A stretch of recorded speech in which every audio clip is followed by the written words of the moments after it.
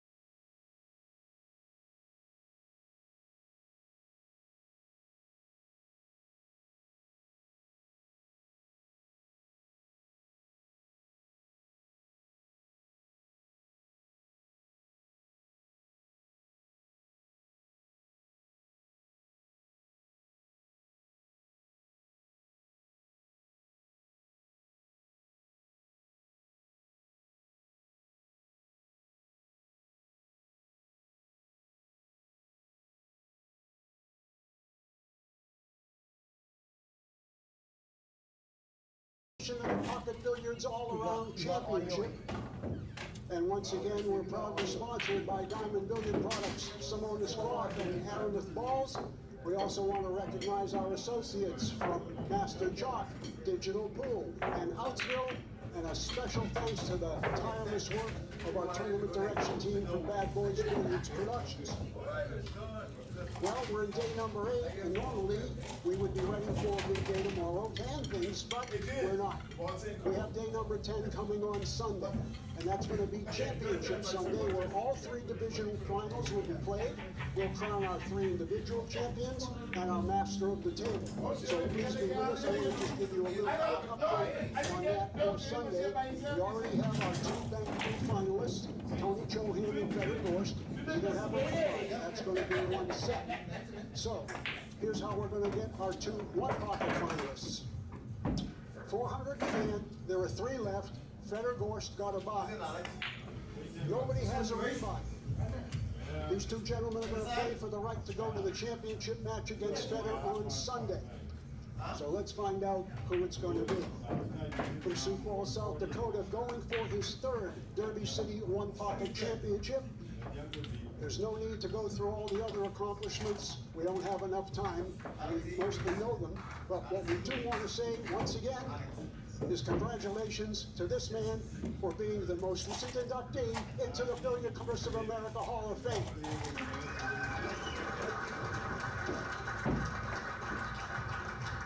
Thank you. He's sponsored by Q-Tech and by Rassin. We all know him as the South Dakota Kid. Let's hear it for Shane Van Boning.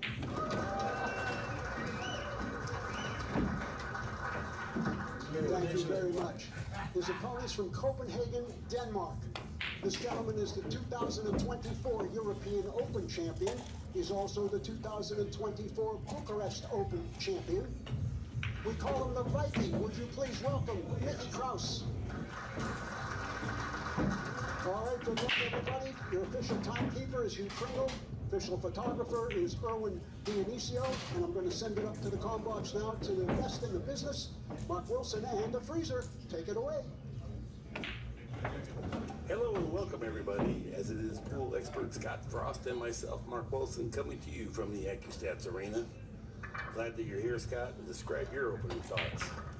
Well, first off, I'm glad to be here. Secondly, Mickey Krauss. Well, where did he come from? A lot of people don't realize it, but he's played one pocket quite a bit over the last few years in the States. Really improved, and with all of his hard work over the last year, most valuable player, most improved player, excuse me, for the WNT, he's probably played more pool in the last year than anybody else, so I expect his game to really show something special. He'd have to be the rookie of the year. Van Boning's won the leg. That's pretty good. Jim described it in our last match. Van Boning just got off of this table.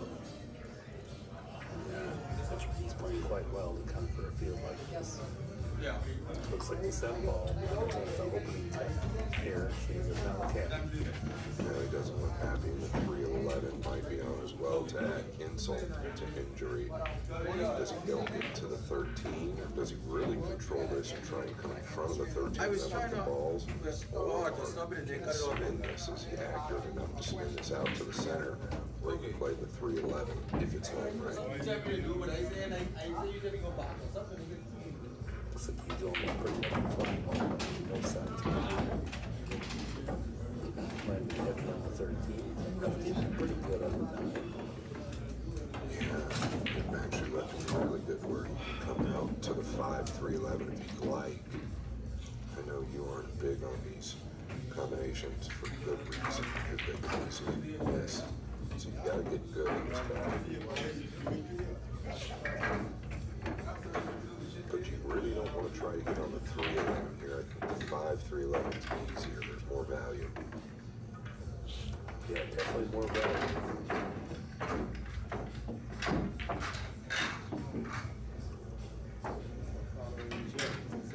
Well, this will be really devastating tennis for you. Off of his break, breaker in the waist to 3, about a 60% favor.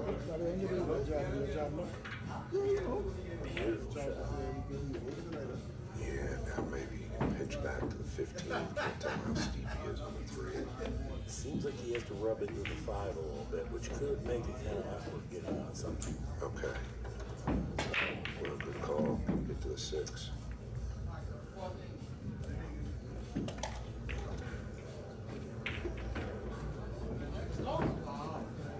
This is kind of a neat shot. You could go up and down and then try to get over here on the 15 next. Right, just end up under the 2. It's like a magnet. What Scott said it. There he is, under the 2. Maybe now the 13's got it cut off. Call him and let him know you're on the block. You don't go on me. You say you.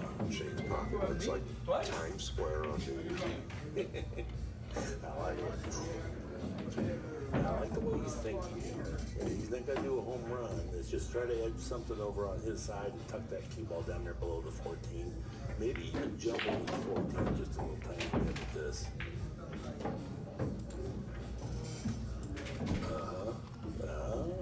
Okay. I approve. Very naughty. Well, can Shane clip the 14 and just come up to the top left corner? Speed is all too important. He wants to get him to the rail. The 13 too not helping me either, Mark. I don't know if he could. I think he's cut off and going rail first on the 13, but that might open up a bang down the way because he's got really a lot of junk down there, but not much goes. But now, Mickey will have to play off of that. That may open up a straight back bank, or at least start to develop balls. Mickey needs something on his side of the table here. Yeah, sooner or later he might have to, take some type of a risk at moving everything out or getting stuff to his side, because at this point a lot of times it can only get worse. This is good for taking or nudge the 2 there. It does make a difference down the road.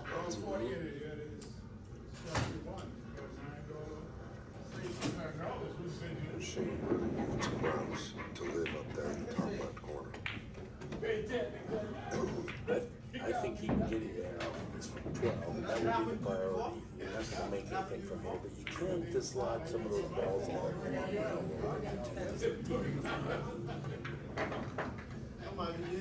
Oh, very good. Get some stuff out there. Yeah, the only thing, and I'm not trying to be critical, but this is really a good escape for Mickey. Getting him on the rail versus really being able to get into the cue ball. Can he play the 12 off the 15 and just drop down onto the 14, or is he not looking at that, or is the 5 in the way possibly? It's probably why he's not entertaining it. I like the thought. That's nice. He's really doing a good job so far. Keeping Shane off when he's real aggressive. Looking at the 3 right on the 2, the kiss might be available on the left side of the table.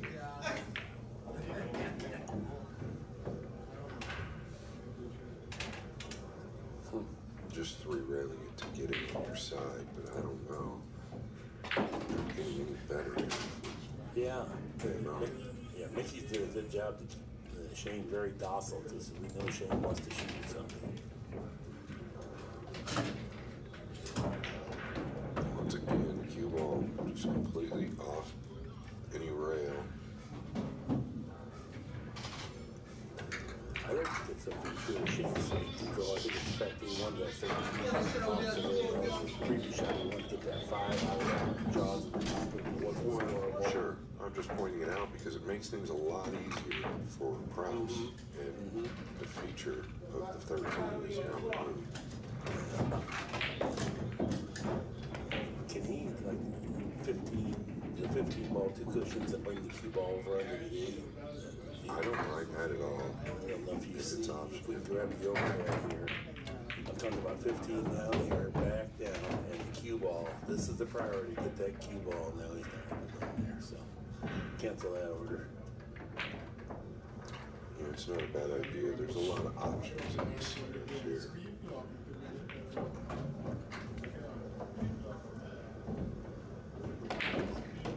Every time Mickey's up here, he wants Shane living at 10 and 14. Anytime Shane is down there, he wants Mickey living where he is.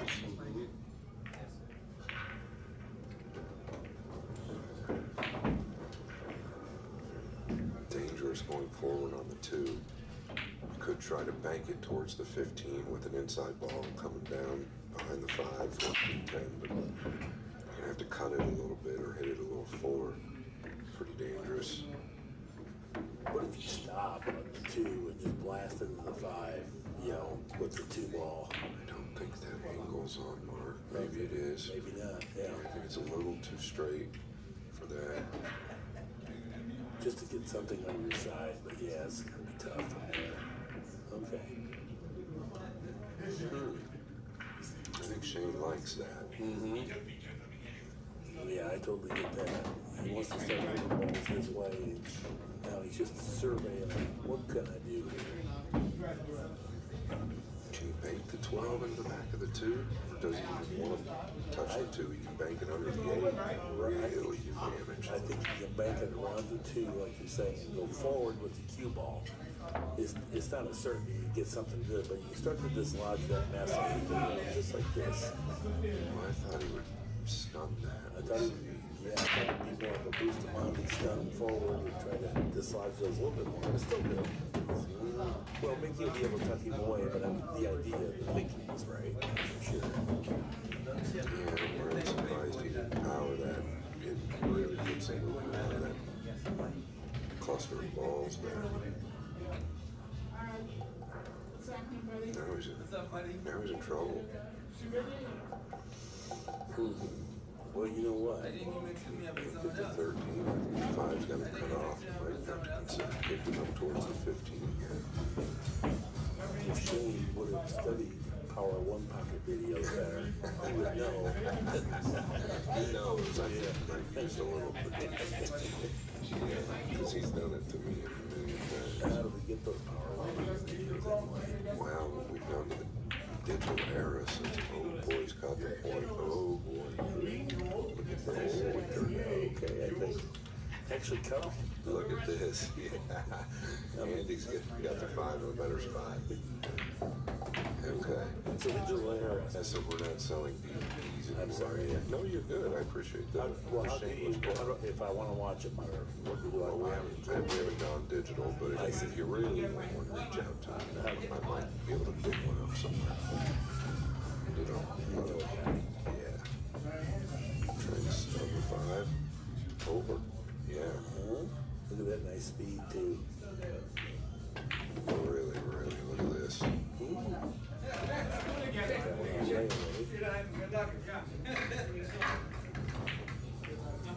Boy, if that goes another inch or so, you'd really be looking good.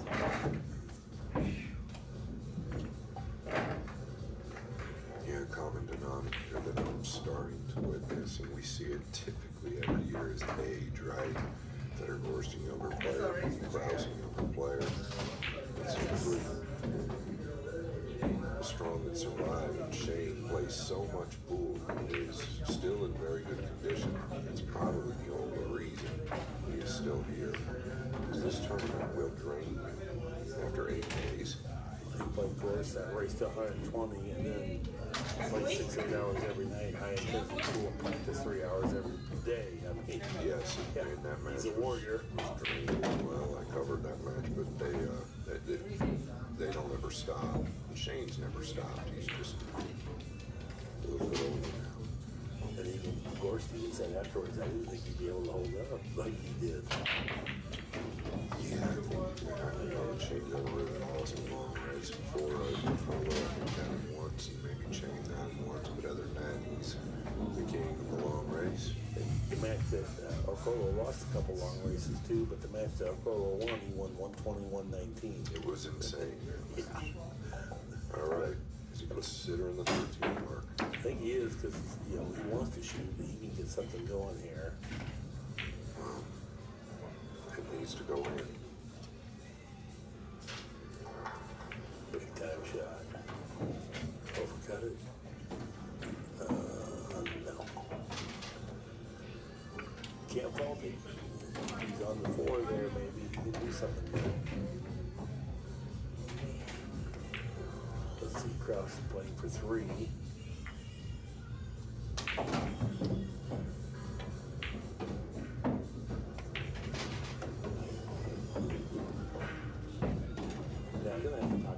ball, but you want to do something productive simultaneously. I think he'll get over 4-1.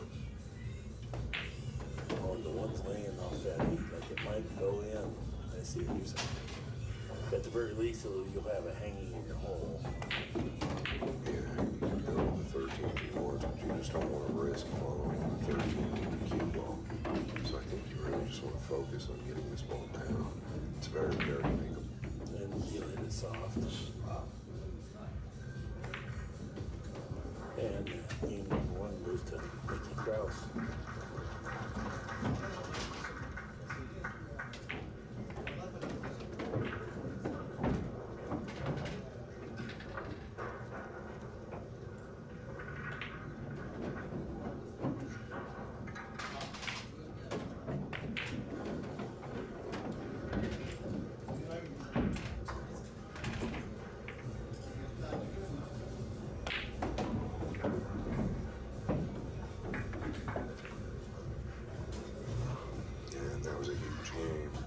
Obviously, balls great. I've not had a look on the TV table to reset of Krauss breaking, but I would assume it's pretty good. Breaking off the rail, that's the one that let the corner ball come out. Let's see, the Shane have a 2 ball. I think he does. He might go from there. It looks pretty tough. Yeah, I think he's just been going down with a little bit of fatigue. I'm fairly certain he'll never admit that, but typically in one pocket when you get tired, you look more towards offense than defense because defense causes you to think more. It's draining, and then you gotta concentrate and focus to execute.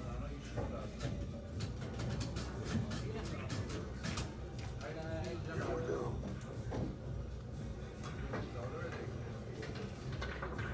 Oh my goodness. Well, I couldn't focus there. What a hit. Did the 5 get him or did not? He's good. He had a nice pause, like a slow backswing, he got through, and that one, it didn't wobble on the way in the pocket.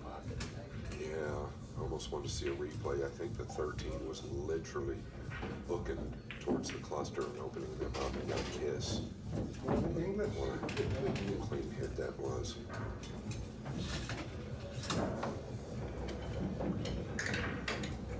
Where do you go from here, though? He's got that awkward line. If you draw back, you kind of go to the 6. If you go forward, the 13's pretty high.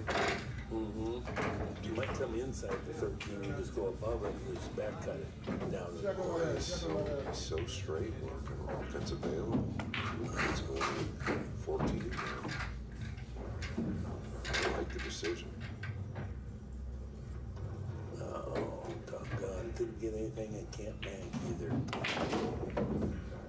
He's going to have to pinch him up behind the 6 here, I think, off the 5.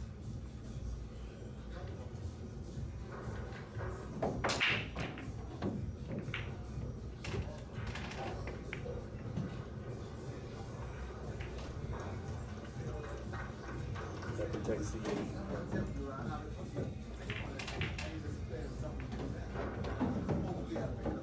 He's got an escape if you can get to the 9. If he gets to the 5, it's a little more difficult.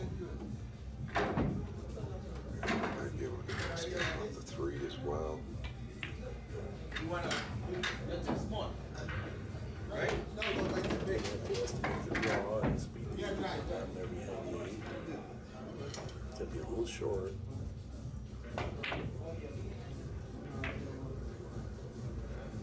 I'll tell you what, he did pretty good. Just gonna have to snip down here below the 6. Work its way down there. Is there any value in just trying to let the cue ball go down by the 4 and just bank the 3 on you now? No good. That 8 ball. Oh, very good speed there. Just filtered in there to completely defend the 8.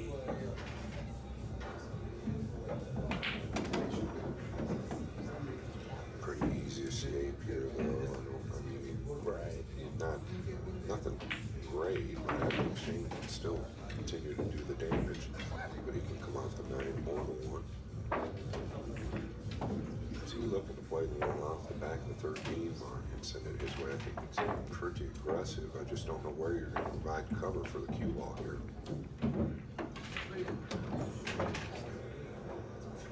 Nice hit. Yeah, with the cue ball wide open like that.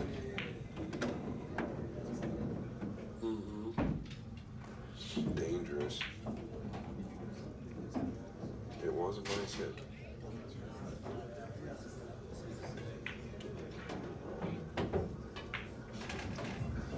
Not seeing much else. Other than maybe what? You could bank the 9 onto the 8. Okay. You know, maybe that. Can he go forward and get behind the 6 and 1 if he does that? Well, if you can get behind the 6 and the 1, however you have to get there, that would be the best place. Yeah, I don't think You're not likely to score a bunch of balls, but you can lose ground here. So getting that cue ball behind the 1 and the 6, that would be fantastic. He's going to try to snip off the 3 to get there. It's hard to tell if there's enough room. Naturally, the scratch is real close to that place, too. Yeah, this looks tough to me.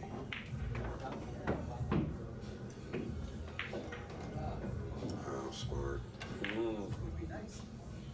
Good job. Didn't turn out completely perfect, but not bad for a decent overhead scoring chance. I think he might cut the 5. He is a straight shooting young man. He's got a big pocket. Shame, a little surprised. I thought he was going to tuck behind the 10 and 4. I thought it continued to get up, but it didn't. He's got a big opener here. He's definitely going to take it on.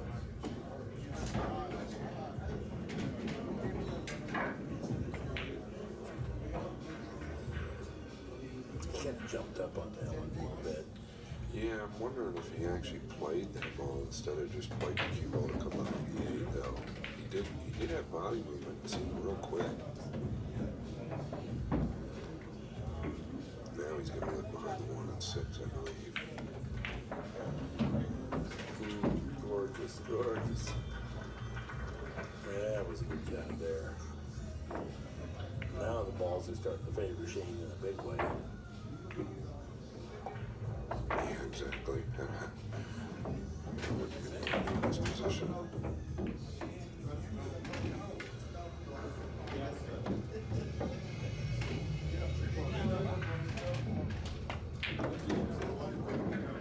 Look at this shot. Look at this shot. Got there too for the save. Wow. Yeah. Yeah, that hurt.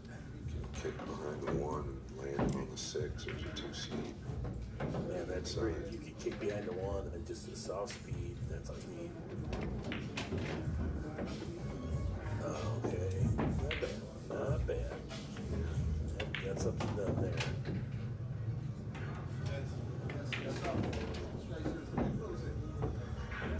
Certainly there were teams and something even worse, but not bad. What you had to do, what you had to work with.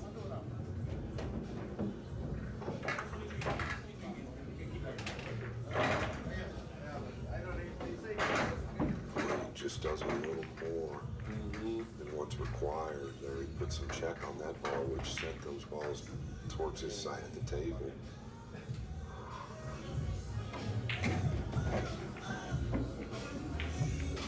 Mark, we might have a little bit of an up-table game here. We don't see it too often, do we? No. These matches are usually pretty highly aggressive and fast. It's kind of one shot, one kill. Somebody runs the table 7 and out, 8 and out.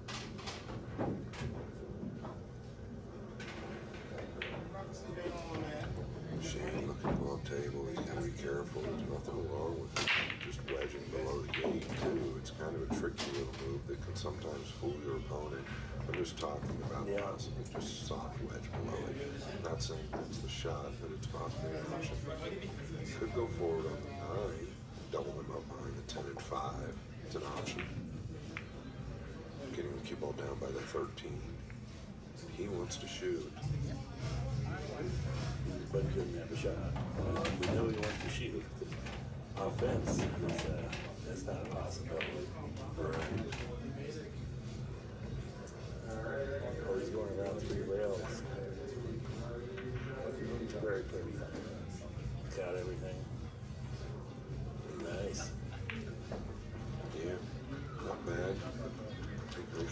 start tucking behind the 8-3. Yeah, and start moving his direction, leaving my shade. Right. Now he likes to go to this 2-railer. He's hitting it real wide on the long rail, so 15 doesn't come into play. That ball's going to get close if it doesn't catch the 9. Now I think he's forced to tuck below the 8. He's not even looking at it.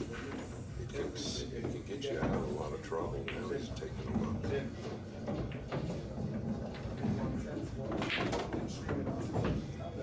I have to say, I think I prefer, not this shot, I think I prefer kicking one rail and grab the overhead here. To the 13. Yeah, to this ball down here. Even if you foul, I think I'd rather than leave those as is. Yeah, that's okay. There's nothing wrong with it. You can always do that. And I think he's looking at your shot. There's nothing wrong with that at all. Really could apply some pressure. Right. Love it. That's it. Yeah. Yes, it is. Great shot. It's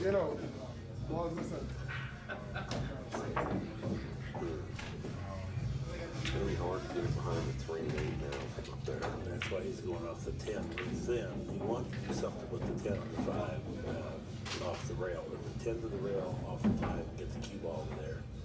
That's asking for quite a bit. It's mainly just a cue ball play here. That's good. You get the 5 up there. Pretty heady. Yeah, real heady.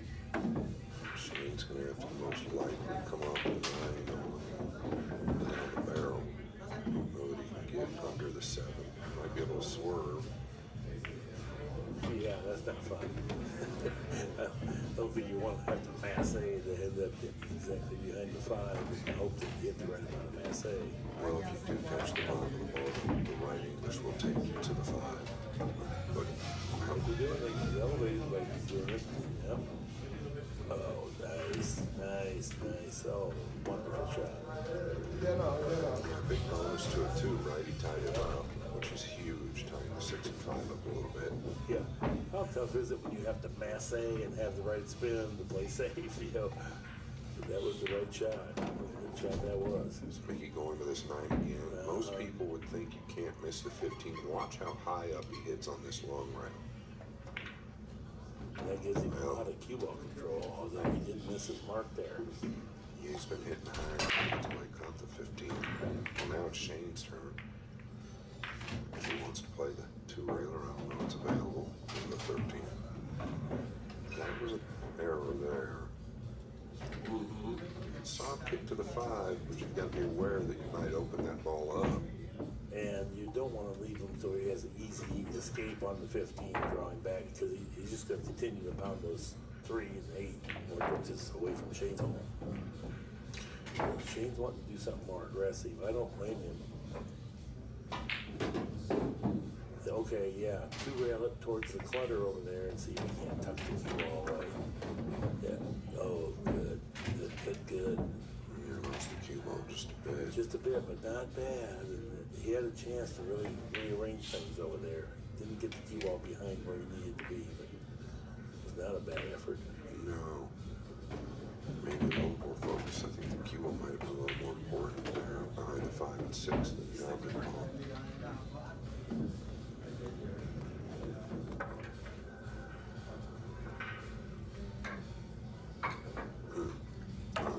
Massive things there. The 15, 3, 8 are really jumbled. They can't go to the 13 now if you mark the ones available for Mickey. I think it is. Yeah, that's what he's looking at.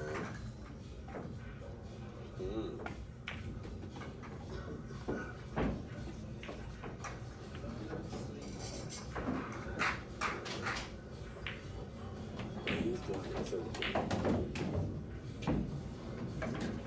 Really? Maybe trying to double him on the top of the 13 here. Is that the idea? What a nice speed. Golly. What a shot that was. Yeah, absolutely. From that distance, to trust the tape, that is very, very strong. And this makes it so tough for Mickey to control the cue ball and try to roll the one ball in. He took a big gamble there because if he doesn't elevate him, Mickey has nothing threatening him to shoot the one. So I was a little surprised again, but what a hit. Yeah, I think it was just a matter of he didn't have much else that was even better, you know, and he thought maybe I can really put some heat on it here. Because look out. He sure is. This is a tough place to play safe from for Mickey and not lose some kind of ground on the ball distribution. What about just ticking the 13 pound cue ball right there? Yeah, yeah. Give him a chance to make a mistake before you do. Even if he foul. Yeah, right. I don't like going over here. I'd rather, like you said. Yeah, I agree. Now, Shane can truly cue the balls here. Yeah, that's maybe a tick of inexperience. He could have just tapped the cue ball right there and really put Shane in trouble. Right. But no worse off if you do it. We're here now. You can't get yourself in trouble with this. Rail first behind the 10. Send the 10 towards your side and trickle down behind the 6. Exactly. And it's 5. all, when you play that, it's totally cue ball. You're not worried. If it goes over and dislodges the clutter, fine. But we got to take care of the cue ball on the handrail. Top priority. You can hit this with a little speed. Like this. Yeah, beautiful. Beautiful job. And that's just what he did too. That was totally cue ball. He wouldn't have minded if it would have dislodged those 3 balls over there, but for sure, cue ball's gonna be good. Yeah, he's got a little unlucky because Mickey's he's open the 5-6 up, and Mickey's gonna really stick him up here. Yeah, that's good for Shane. Yeah. Now he can play a 6-5 pocketectomy here, where you remove both balls. You sound like Zach Goldsmith coming up with names and words now. Oh, no, Doctor, there's these removals. I'm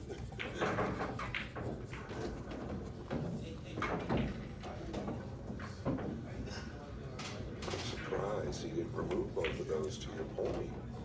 But I'm always surprised, it seems. Well, he wanted to get the ball on his side. I think he thought he could tuck him behind the 6 enough, but he didn't get there.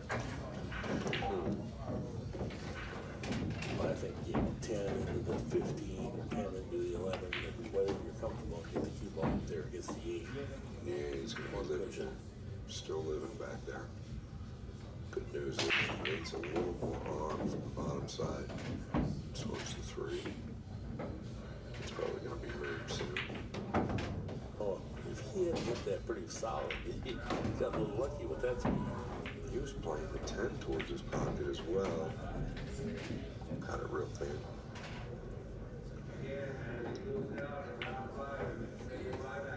Mickey might be the new big thing in one pocket because what I've seen so far is he is really doing a little extra every time. Yes, it's risky, but pretty interesting. Yeah, it's worked pretty well to get into the top 3 in the low pocket division.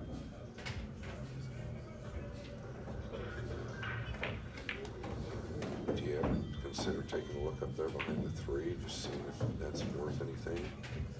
Getting him up there? Well, why don't we just glue him to the back of the 8? That's devastating. That's truly devastating for SVB. This is J-A-I-L.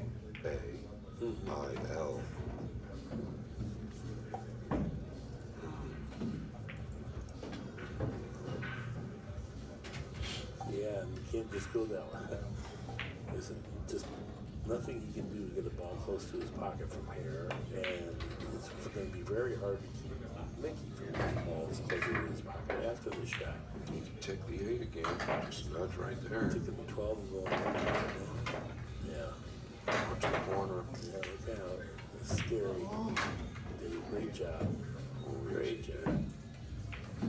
No matter what happens, that was a great shot. Yeah, both players, great shots there. And you know how thick or thin, what are these scratches in the corner, you don't know. You just have to take that gamble there. through the 5 and try and put it back on the 8 pin, you'd have to go through it with the 4. Right, and the 8's so far away now. This thing here is easy.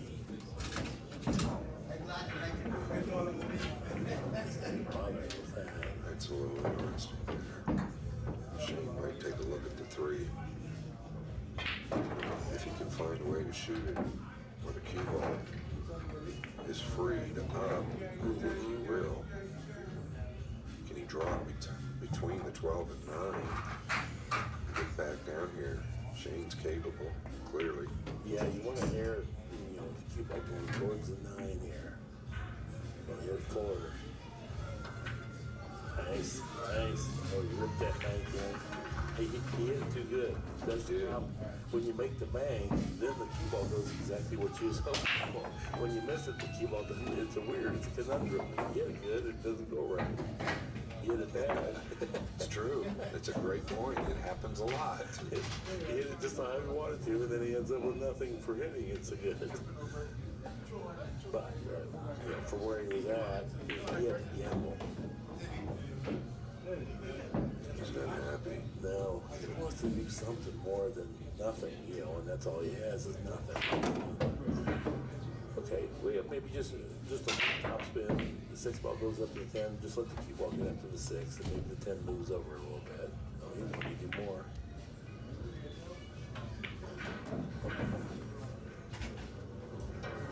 Yeah, he literally had nothing.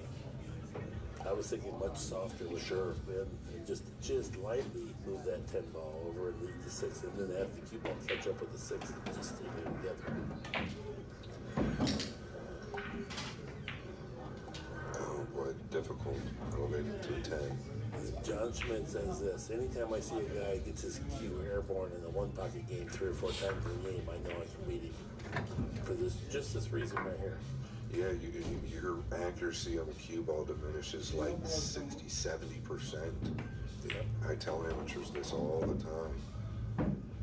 And this is all the way around the pool table.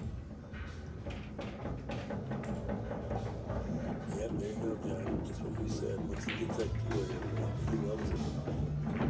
The real good 1-pocket players just refuse to elevate the rest of the time, absolutely no other choice. They're really real good players in general, even imitation players, know that anytime you elevate, you're really creating an opportunity to make a mishit. Up to 10 degrees, you only lose 2% of your accuracy per degree. Once you reach 10 degrees of elevation, now it's 3%. Once you reach 15 degrees, now you start losing 4%. Once we get to 20 degrees of elevation, even the pros are missing. And Mickey probably just shot a shot that was 30 degrees of elevation. So, it's easy to miss it, have the wrong speed. And so Shane is battling long and hard to get an offensive opportunity here, playing for 3. Just wants to come over for the 10.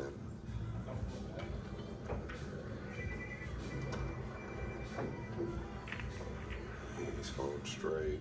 He's okay. He can roll ahead and play the bank. And plus, if once he rolls this in, he'll be on the hill. Right. He's just not happy about it. No. He wanted to carry an angle one way or the I other. did that. Time to get happy, though, Shane. Yeah. You're right. He's been sitting in a chair for quite a while now, since the last match. I've been trying to pump him up a little bit, but the thing is, I like both of these guys, and I want to see a good match, so you got to get Shane in a good mood.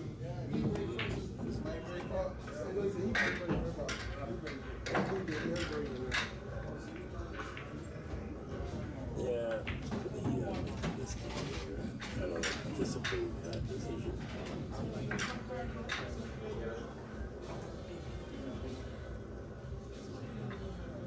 Shane playing for 1.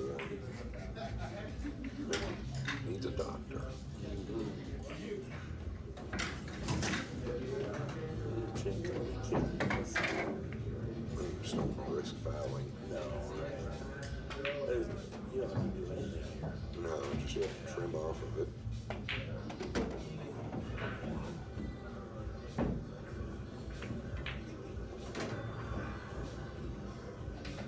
Now, Mickey can buy him, maybe not. I was going to say, he needs to be able to play that 7 under the 4, pocket the ball, get the cue ball on the other side, at least get some balls in play. No, I like that. Go up if you can really get him up behind the 6. It's great. Going rail first, so this will be tough. That was tough all the way. Yeah, can't fault it. But Shane had him hemmed up on the 15. That's why the rail first didn't fly all that good. You couldn't judge it. It wasn't Mickey's fault. It was what he's limited to. Going for the cross corner there. It's a little thicker head, I think. That was the tempo of the stroke. That was a nice stroke. It was just, no, it wasn't laying where he wanted to avoid that double cast no matter what. I think that's what made him hit it a little bit thin. Or it might not have been back a little. Maybe he got the most out of it. He's no worse for wear, though. He had a chance to score it. It's in his side. It's going to be hard to remove. You can soft kick to it if you'd like. Just real softly. He's not going to do that. I don't think Mickey plays a traditional game.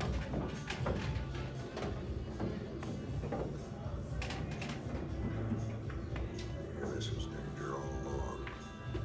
Anytime you're hitting this kick with speed, the accuracy also lessens. You can leave this cross corner real easy. I don't know that Shane wants to take it on unless he thinks he can go into the back of the one. Exactly. Yeah, you don't need this. You don't need this ball. Just get it on down table. Wait a little while. I think he's going to shoot. I do too, but I'm just saying, okay, great with the cue ball. Fantastic, man. Okay. Yeah, if you know you go into the back of the one, it's okay. But to your point, you don't need to risk anything needing one ball with all of the trouble.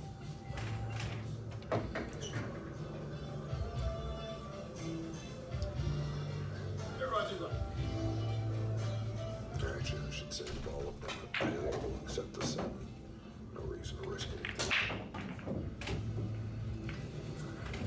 Can't take a foul here. He's going to have to rip. Man, this is...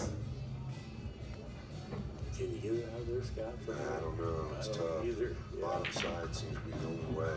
You got it out. You got it out. Remarkably good. I mean, I didn't think it would come out.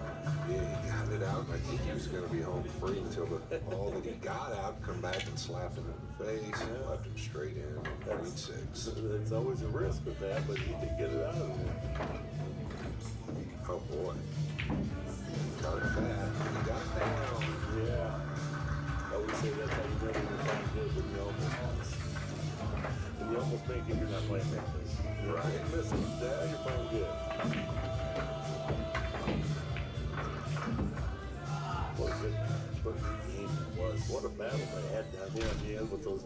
Each guy had a negative cluster by his pocket. He could never get it freed up to open. Couldn't keep the other guy off behind there. Yeah, the 5 and 6 on Mickey's side, the 3 and 8 on Shane's side, they were battling position. It was a good game. I think Shane's breaking the balls better than anybody. He did lead the corner ball last time. He's breaking off the right. Usually guys, when they want to take that corner ball out of there, okay, much better. Much better. Yeah, you can see he took a little off of it, right? Yeah. I don't blame him. Me neither.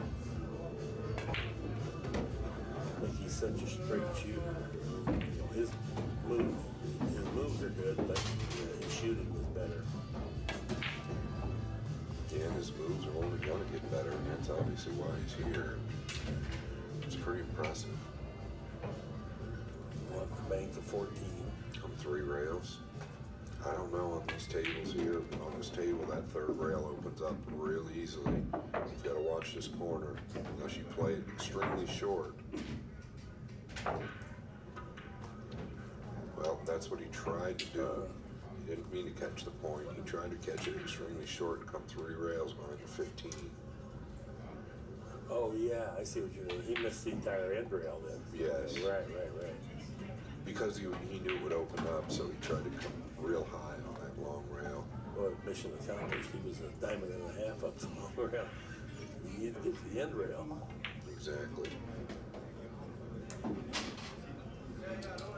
Shane thinking of the shoot at the 15. The 4. Up 4. Just coming over behind the 14. Tough hit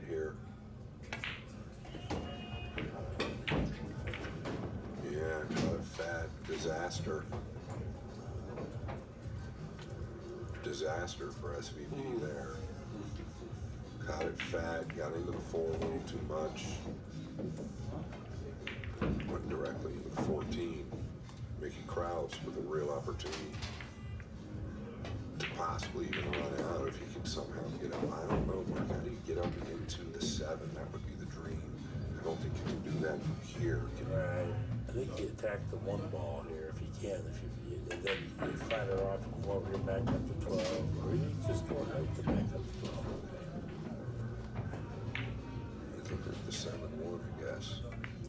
Ugh. Yeah, you just got a little steeper than you wanted.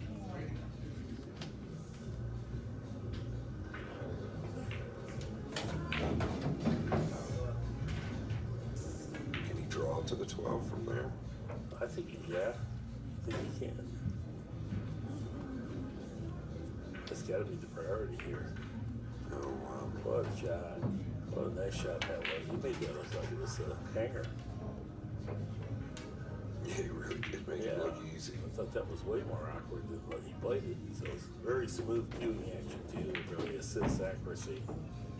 Did not jump on that transition from backswing to forward swing. I think you can just come up off the bottom rail here and take the cut on the 13. Yeah, you didn't even have to baby it.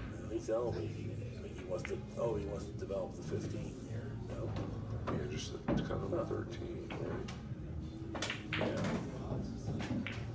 I didn't think you needed to elevate. Well, I think you get closer to it. If you roll it, yeah, it's more comfortable to play. I guess he felt better this way. It's the 211 available here as well.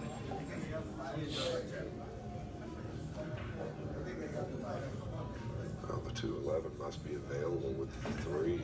Is it reminiscent of game number 1?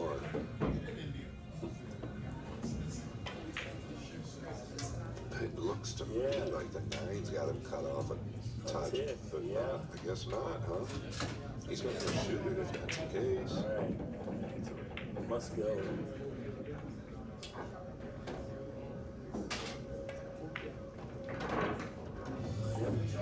No problem. Yeah. He didn't get much of a shot. Ultra thin slice on the 2 ball.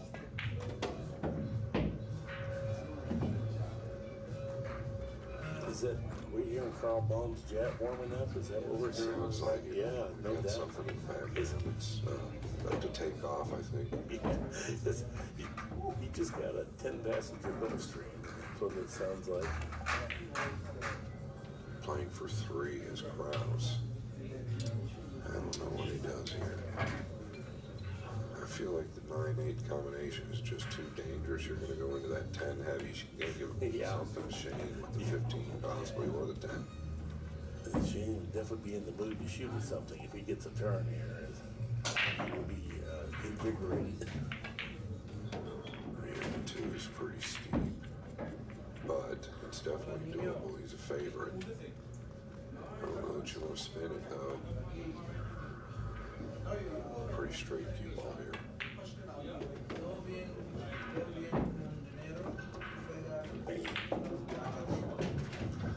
Great shot. Yeah, you knew the cue ball was going to check out, lifting up off the 2nd, 3rd rail. Really nice. I know. For me, I always go just straight top spin here. Even though I know there's a risk I might not get positioned, but I'm pretty out as a training user. He used inside. Very nice. You're not the likely to sell out of the bank. Okay, well, this is great. Whew. The news tightens it on the notch here. Look at this, the 6 and 10 are back. The 6 and 14. They won't be for long, though. You can't play at it here. So it would definitely not be their next time. I mean, Krauss is in that spot where you almost have to think about kicking 2 cushions to the 1 out of his corner, right? Yeah, what's he looking at on table here? Is he looking to kick 1 rail to the 11? Yeah. Is the 6 really that on? No way. Buckle your seatbelts. No way. Oh my. Danger. you're the 6th through way down. Yeah. Open season for SVP. He actually hit it really good too to hit that solid, you know, so that's how hard that shot was. Did not have to do that. Well, the Shane's gonna be very disappointed if he didn't go even down. I know he is happy as fuck right now. Yeah. That one hang, that ball's open everywhere, and it's just debating on how he wants to play it. Yeah, I wanted to see Mickey do something like, kind of like what you said, 2-row kick it to 1 or take a foul. It would have been cool if he makes that shot, but boy, you kick him length of the table, you're smoking something that looks wired, it is wired, it's very difficult. He hit it, like you said, worked amazing. He hit it that perfect, but it just threw the 6 downward. I don't know how many times I've shot a dead one that threw too much. Absolutely. I thought it was dead. It was dead when I was looking at it, and then all of a sudden I lost the game. Right. Yeah, they in that situation, boy, so much riding on this match. You hate to let Shane get up here and get his running shoes on. This is what he does. Well, he is playing for 3. Nice fishes by day, works on the stroke at night. That's a daily thing.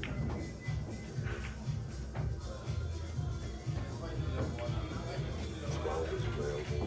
It's just stay free and clear of trouble. You can just come around. Yeah, he's getting 7. He should get 8 though. I don't know if he wants to go up into 3. I think he's just going to come around. 1, 2, 3. To the top rail. Watch the side pocket. First comes love. Then comes marriage. Well, I don't know if he has these. Got a little bit, he's smiling too. He way overramped it. Didn't get low on the ball that he wanted either. Marked right, coming towards the side pocket. You're not getting on that ball quite enough. Then he might just clump towards the 3 and hope that something opens up. If not, take your 7 and run. No need to force the issue here. Yeah, just get the cue ball with it by Mickey's corner. Yeah, off the 6. Get back. Don't be lazy. Don't try to hit a home run here. This is He thinks he's got a little space between the 12 and the cue ball for the win to get to the final. oh, good. Good shot. Good shot. Okay. Comfortable. Congratulations to Shane Van Bonen and Mickey Krauss. What a tournament. You are improving. Yeah, that will improve SVP's disposition now, right? Now everything's right in the way. He was disappointed about the bye situation, but now he's right back, and it'll be an interesting final come Sunday. We generally want to thank everyone for joining us. That has been our time to this time, and until next time, so long.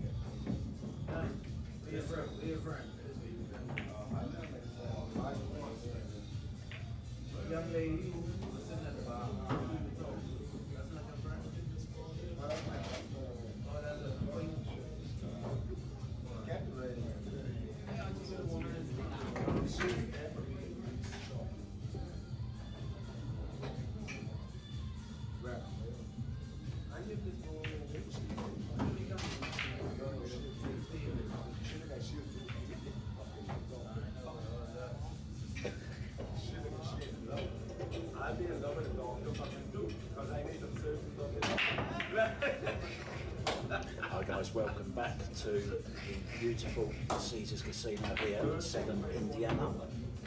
Lots more 30-city classic 9-ball action coming today. Next up, Mickey Krauss once again. We just saw him in a hill thriller with Jackie the Luna. He's up again already, this time against Joshua Killer. Race tonight, as always, winner breaks. Mickey has won the legs, so we'll break first. 789, now he's gone up 3 points, I believe, Mickey Krauss, since his last match. I think it was 786 before. I think he's gone up to 789. Villa, number 1 in the world, as far as Fargo is concerned, 852. Breaking from the box. The spot. When it breaks, jump. Of course, 3 fouls. Here once again to talk you through this one. Sit back and enjoy the Viking once again making the one in the side. Unfortunately, he got a really unlucky kiss on the cue ball. Lost the cue ball in the opposite side pocket. 3 balls down, well 4, unfortunately one of them was the white. So a great chance here for Filler to get back control of the table.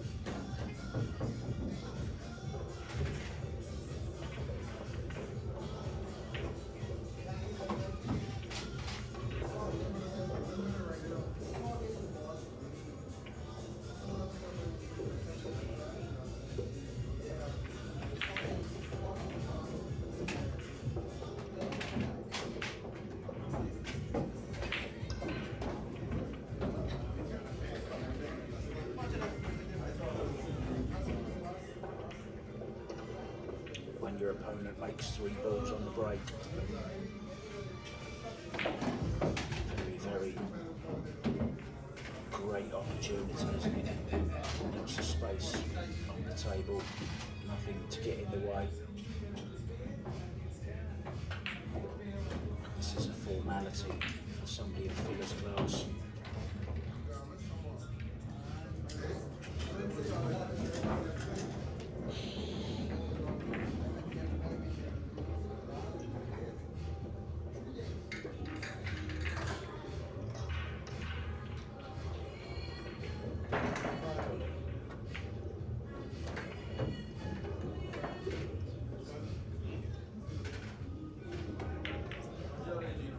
Reigning champion of the Derby City 9-ball, looking to retain that title that he won here a year ago.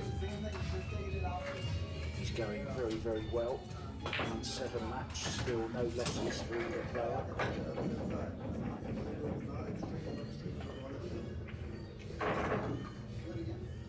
Plenty of other matches going on as well at the casino. If you want to keep up to date with the scores and schedules, you can do so at digitalpool.com. I'll do my best to keep you updated as well, guys.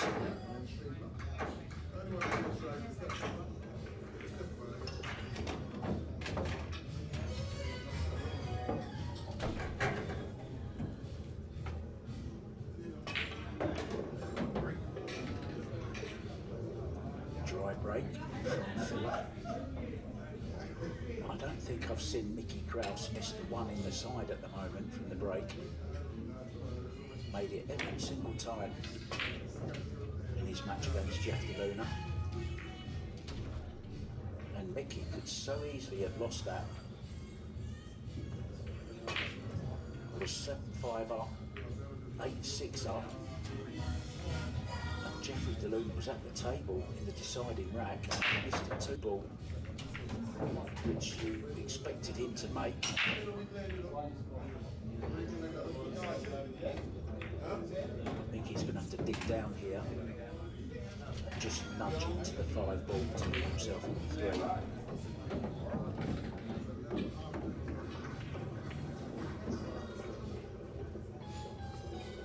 Played it nice, just drifted past him.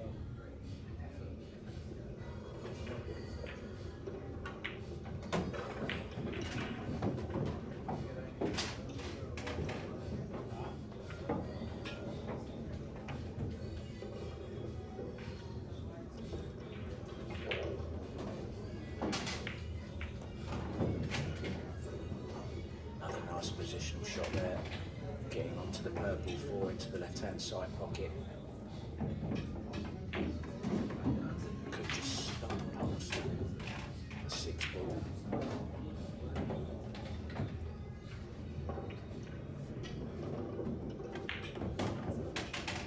Played it well, looking very comfortable, carrying on from where he left off in his last match, really.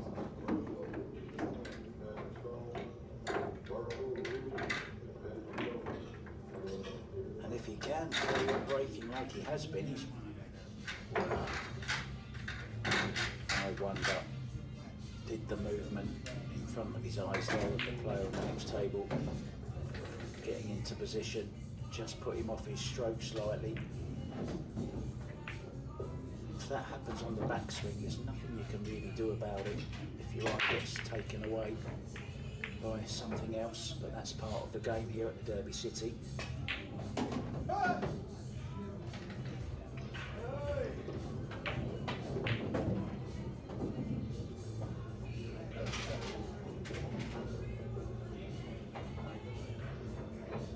Great to have you enthusiasts with us again, guys, because we have a real passion for Paul at Railbirds TV. We're here for you guys to bring you all the action. It's absolutely free to watch. The only thing we ask you to do is to like and subscribe to the channel. We're heading towards the 50,000 mark, which is another milestone. And of course, the more followers we have, the more free Paul we can bring you. So thank you very much for that. We'll keep our part of the bargain if you do. There you go. That's not a bad deal, is it?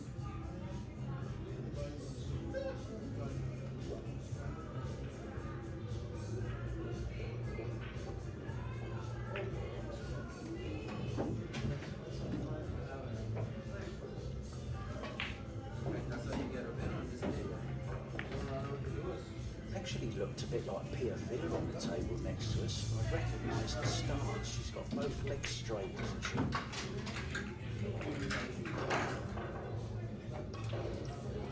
Just think of the hours and hours and hours that Joshua and Pia have played together over the years. I think they were 14 years old when they met. They've been playing all together ever since.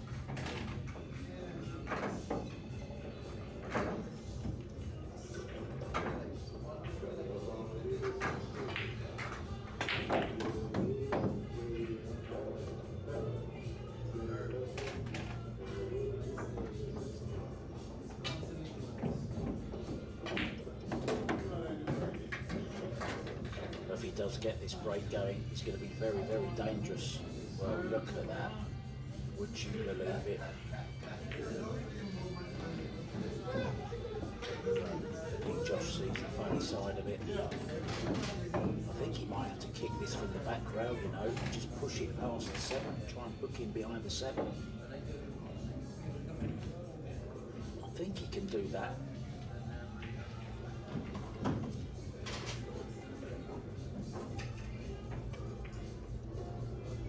Oh, he can make it.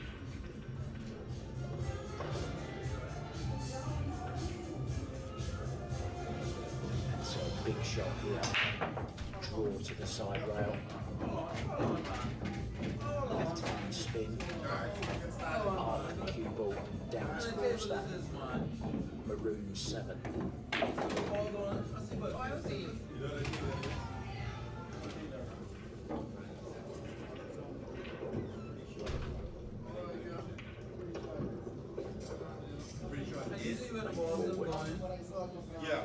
Look at this for a shot. Played a similar shot yesterday on the 6 ball, didn't he?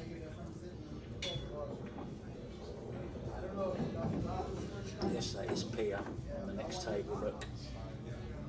Wearing her pink Predator jersey. I think it must be a bit cold in there because all the players are wearing hoodies.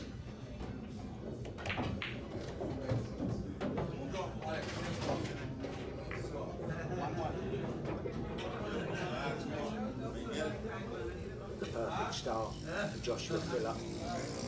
3-0 up. Pia Filler 2-0 up against Mark Vidal on the very next table. Chris Reinhold is in action as well. He's up against Giorgio Sanchez. Chris Reinhold 4-2 up in that one. Brandon Schuff is up against Nicholas DeLeon. They're at 1-1. Fedor Gorst, well, it was 3-0 when we left that earlier on. It's now 3-2. Jeremy has pulled 2 back. Christina Tkach, fiance of Fedor, is 4-1 up against Luis DeMarco. Gary Gullett 1 up over Derek Podersky.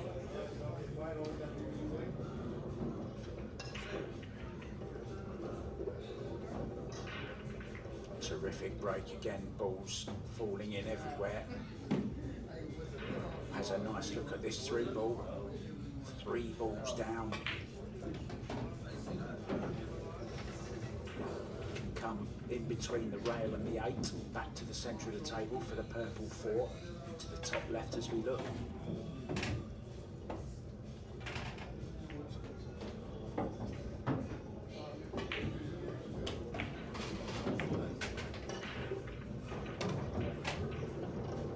Look at that for a position shot. The proverbial ball in hand position.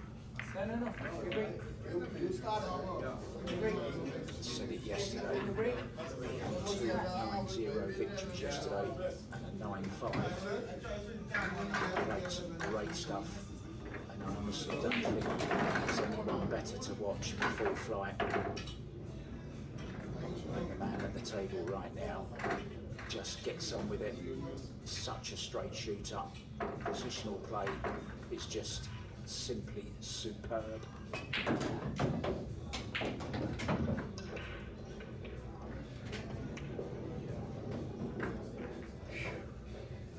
Oozes confidence. Has every shot in the book.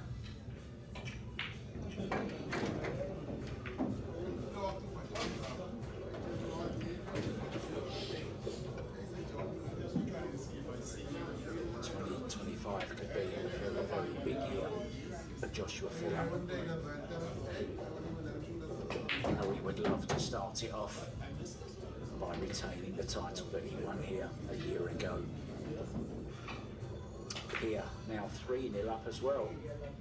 4-0 here for Joshua.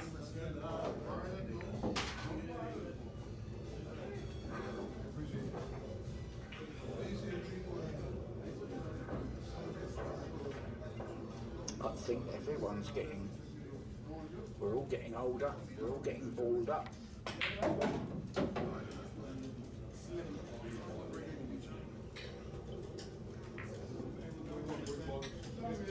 If I could play like Josh Villa, wouldn't care if I looked like tennis players.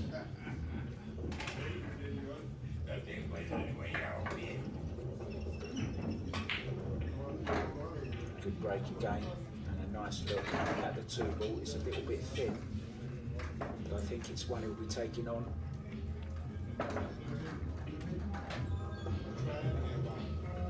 He'll be looking to leave himself pretty straight in on the 3 ball. You just saw him indicating where he wants the cue ball between the 7 and the 9.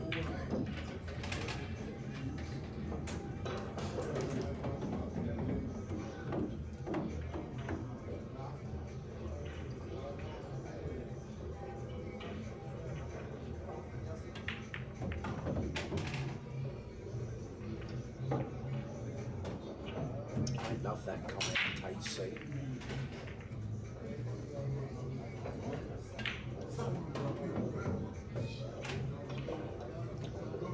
He's just taking his time here. He's got control of this match. He doesn't just want to give it back to Mickey Krauss.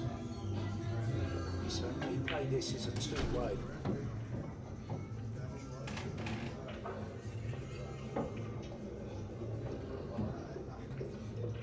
No two-way about that. He went all out. What a beautiful positional shot that was as well.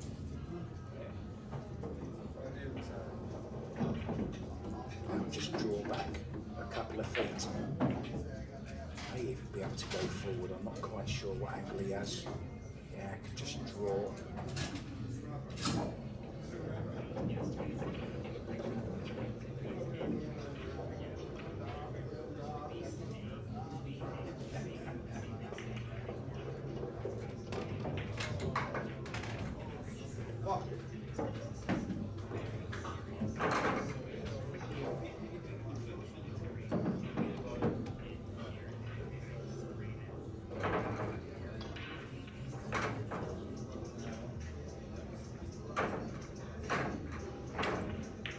The extension, back of that Predator cue.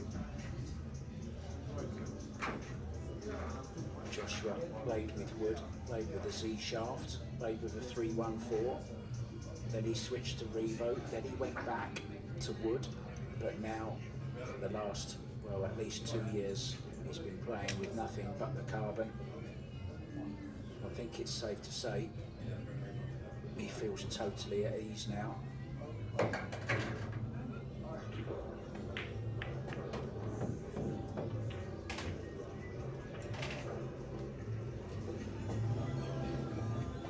Well, to give you the table so far, Mickey Krauss won the lag, broke off, made the one ball, but scratched and hasn't really had a chance since. It's been all Joshua filler.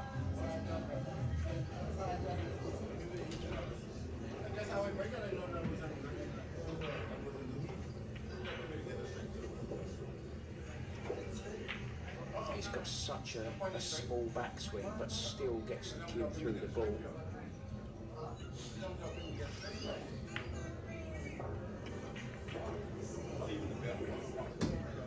There's not much that can go wrong with his cue action. It's very compact.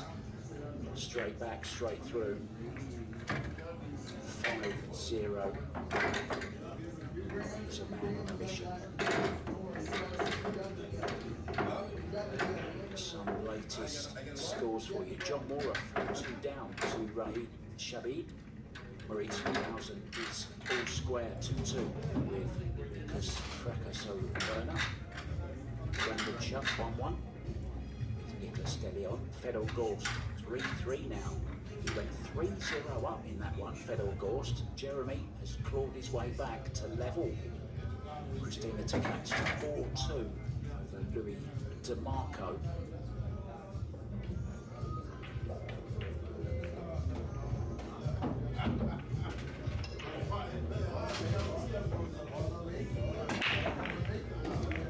Nightfall on the move.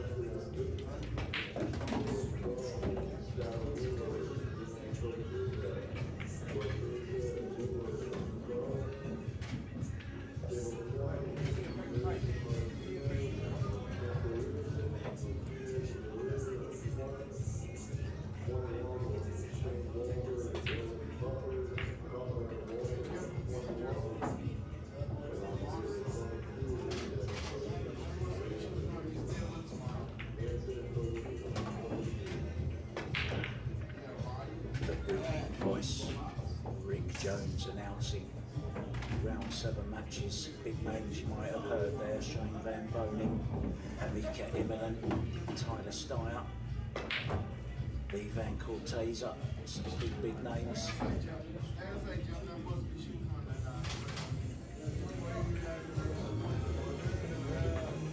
Joshua Filler is looking sublime, isn't he, in amongst these balls, on his way to 2/3 of getting the job done.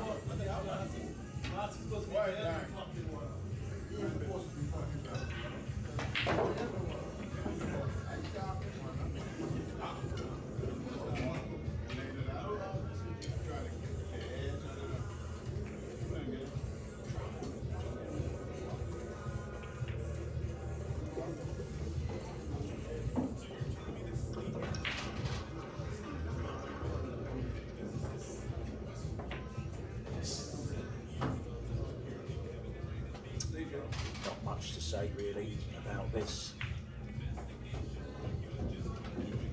You just want to sit back and admire the genius.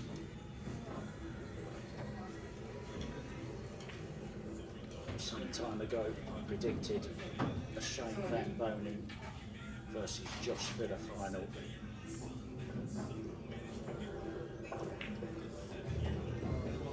Shane already into the one pocket final. Play Phil Gorst in that tomorrow.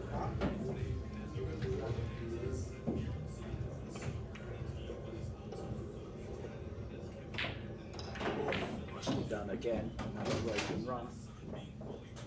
6-0. Looking unstoppable. We all play this game, don't we, guys, from time to time? And we know the struggles and the heartache and the pain, disappointment that we all go through playing this game. You can play nice and smoothly, everything going right one game, and then the very next one you go from playing like an APA 8 to an APA 2. No disrespect to any of those, of course. We've all been there. But these guys just keep doing it and doing it. And my point is, we realise just how difficult this game is. It's just that these guys make it look way too easy. But finally, a dry break, Mickey gets out of his chair. I'm sure he must have been getting pretty comfortable sat there. He just finished his heel match against Jeff DeLuna and got called to this table. That's the brutality of the Derby City Classic. That's what it's all about. You never know when or for how long you'll be playing.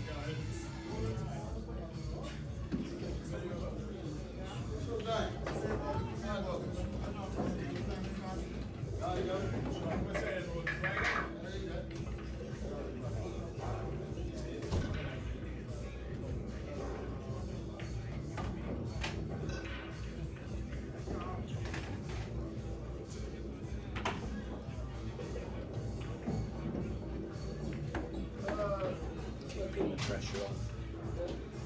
Filler with a nice containing safety.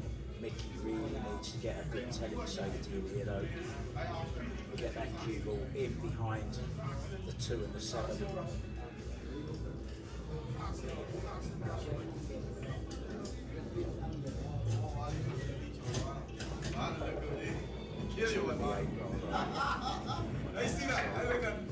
He hasn't made it. This is a half chance.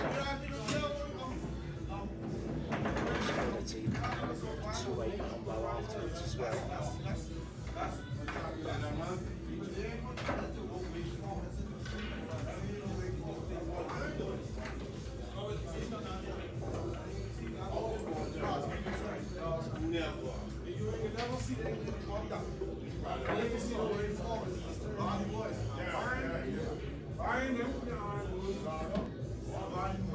Mr. Villa, stop it. I think he played short, no to the top left as we look. But I think he's going to play a combo now. Or is he just going to tuck him in behind the 8? I think he's going out, all out here.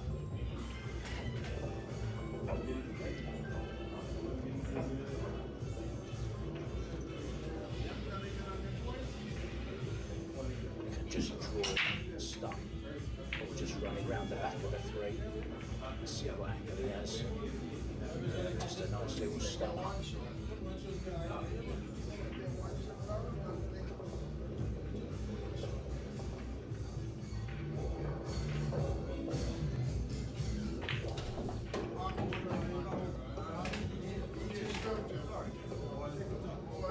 Doesn't just get position, gets exactly the right side of the ball all the time. That's what he does so well, which makes the path to the next ball that much easier.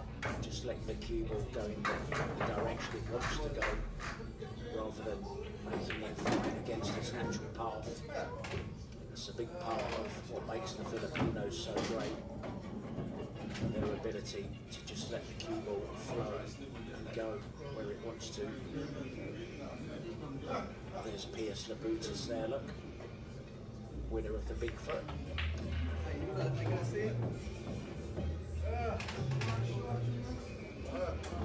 And this is a masterclass from the German, well known for their precision engineering, makers of fabulous automobiles, Mercedes, BMW, Audi, Volkswagen, and Joshua Filler. His parts moving just the right way.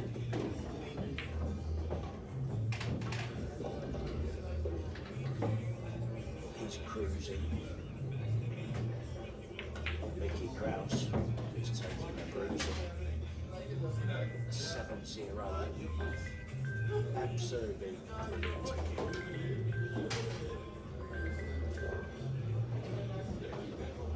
Jeffrey DeLuna 2-2. Clay Davis out on table 15. Matt Coon has just started against Marshall Wotton. Lucas Fracasso Werner 3-2 up on Maurice Neuhausen, another great German. John Morris 6-2 down to Raid Shabib. Canceling 5-3 up with John Turpin. Chris Reinhold 7-4 up now over Giorgio Sanchez. Pierre Filler 3-2 over Mark Vidal. Breaking off Filler, looking to get on the hill. Is it going to be dry? It is. But no look at the rock ball. May have a sliver of it, but not really enough to do anything with.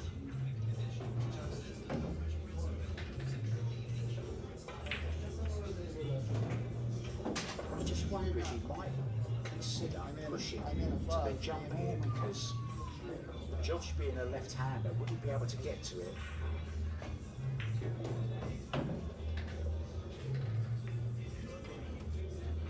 Well, how's your luck? Not very good. I think there's just enough room here. Joshua can just bend this slightly, just swerve around the black. Lots of right-hand side.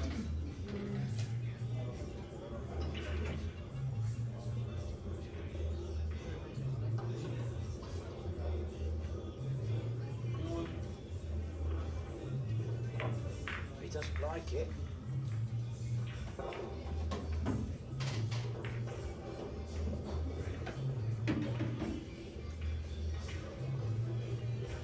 Now considering the kick shot.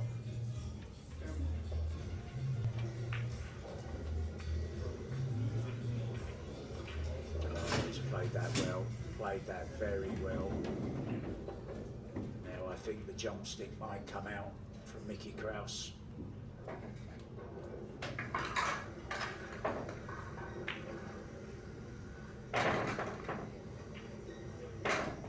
Goes back to his case to get Shorty out.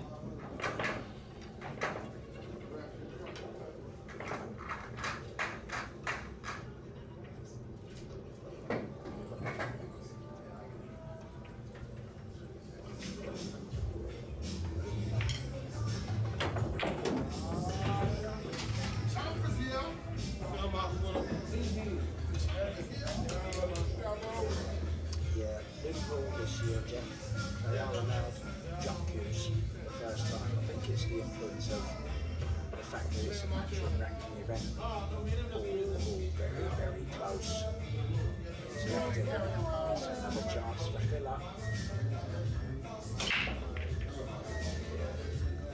Extremely close, worth another look at that jump shot.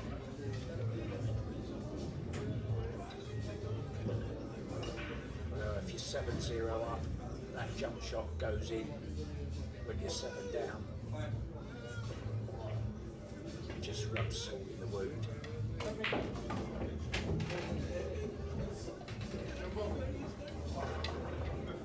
No heroics there.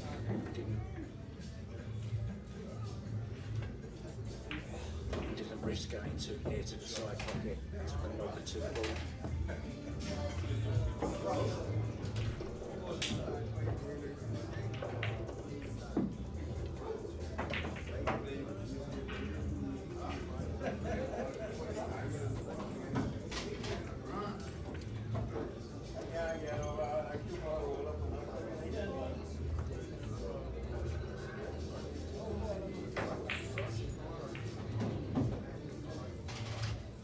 Jump cue will continue to inspire conversations and opinions forever and a day, won't it?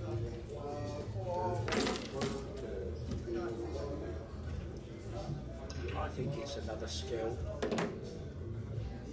that you've just got to learn.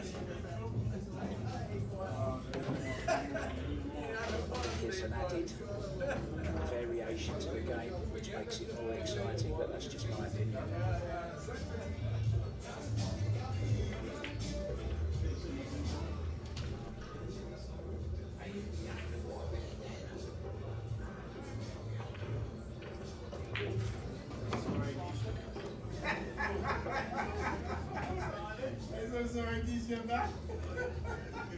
I think I would draw the line though if they ever introduce the jump shot to snooker, because that really would be second,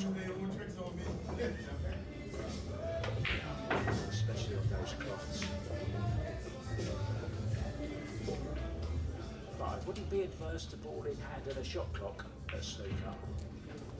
I've spoken to a few pro snooker players and they all agree that they would love a 20-second shot clock, not even a 30.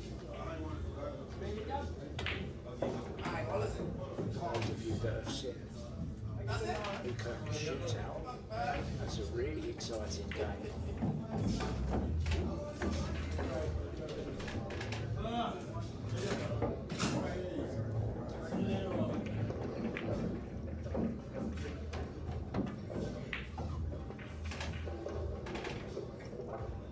Yellow glove of Joshua Phillip about to pop the yellow 9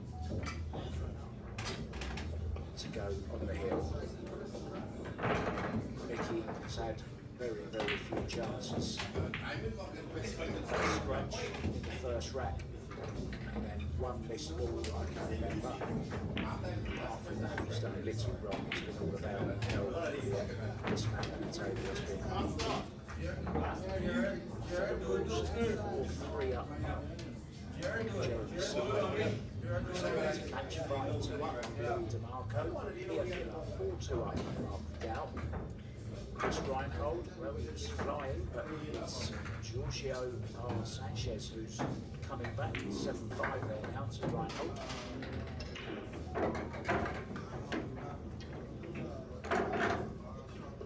Is the 2 ball going to go? No. It's made a ball though.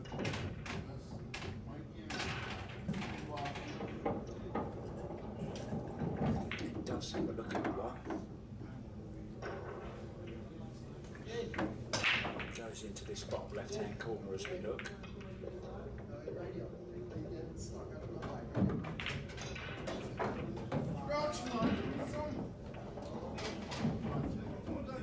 Ready to 9 zeros. Played Christina to catch 195.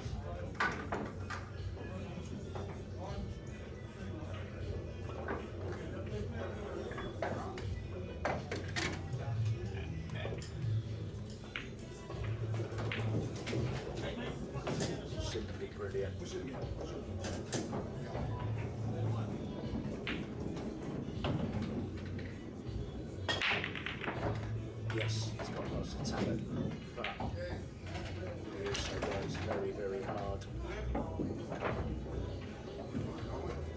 There's a couple of tables at home that him and his wife play a lot of straight pool on. I believe recently Bea Filler ran her first 100 of a straight pool.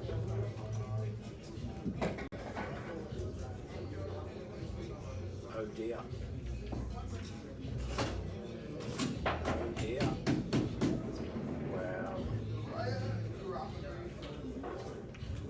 it's one of them shots. If you're 7 or 8-0 up, the cue ball stays up. If you're down, the cue ball goes down.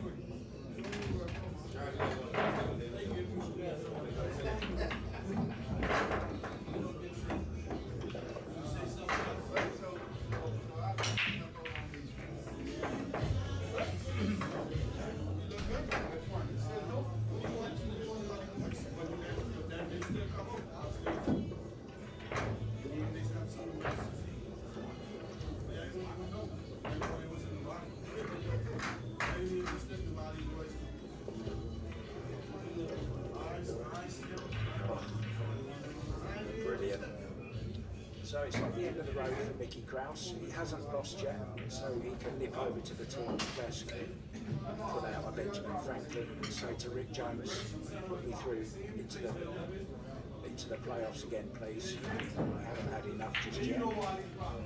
So I think he does have another chance. So does this man. The way he's playing, is he ever going to lead it? Just brilliant.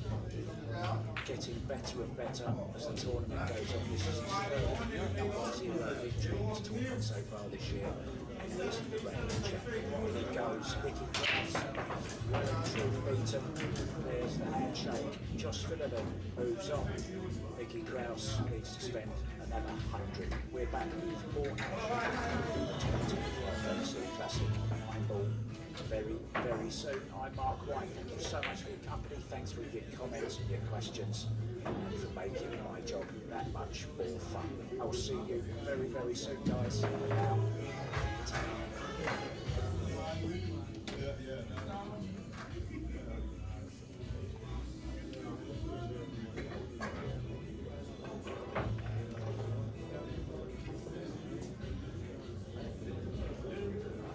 a very good morning to you. Welcome to Albert's production of 2025 Derby City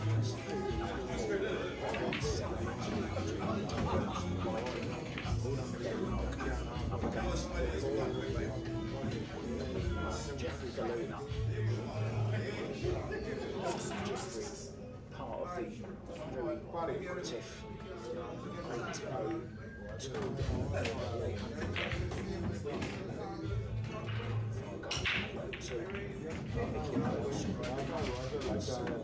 89, race 29.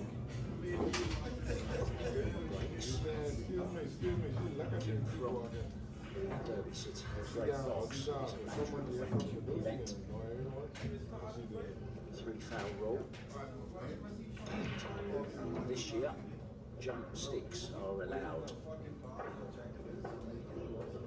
So Mickey is from the leg. He's enjoying quite a nice run of form since his win at the European Open in 2024.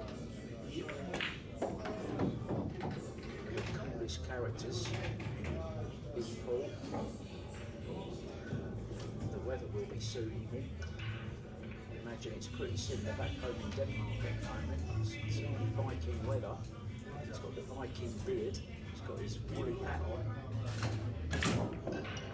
Very essential, trying to make one decide. There it goes. Cue ball to and fro.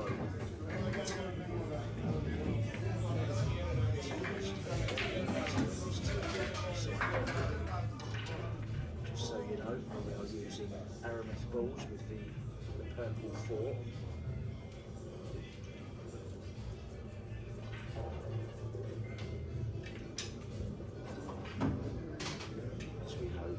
Very, very important in any discipline of cue sports.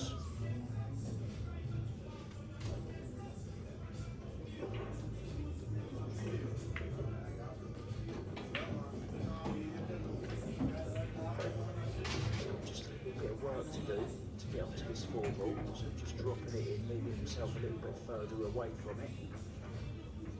Now just a draw stun out to the centre of the table, Norwich 5.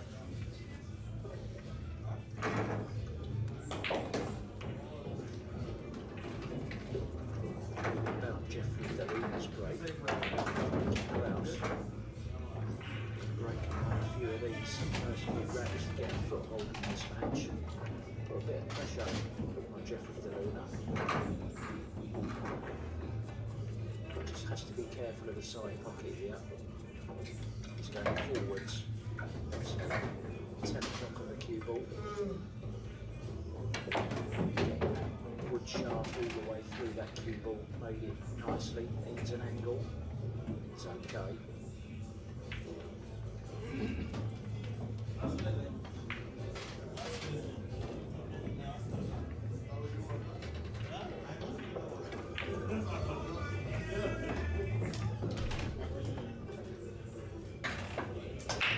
It's the perfect start.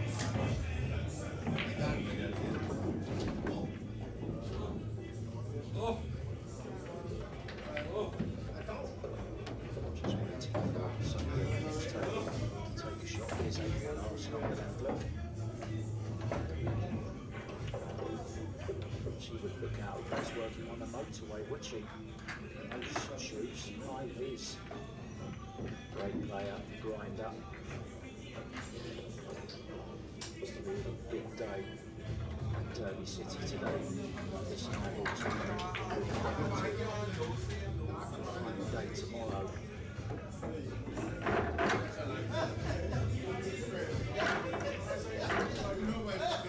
So first run,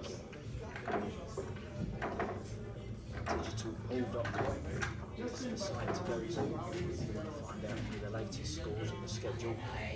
All the good stuff is available on there.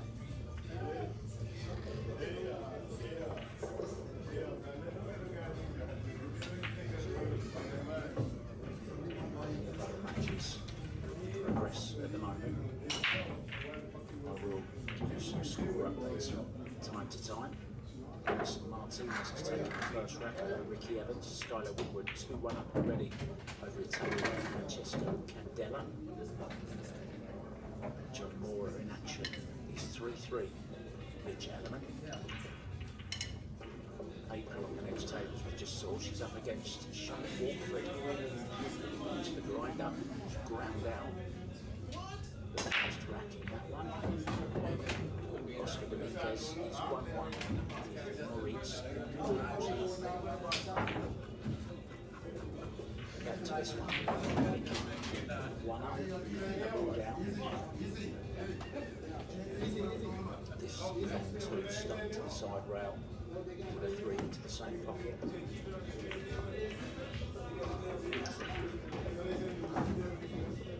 I really do think he's come of age, Ricky. He's been around for a few years. I remember the ability to Bruce Billiard series events. He had much success in them, but he was always around the arena, always playing with friends, playing different games. He loves to play one pocket, very well in the one pocket.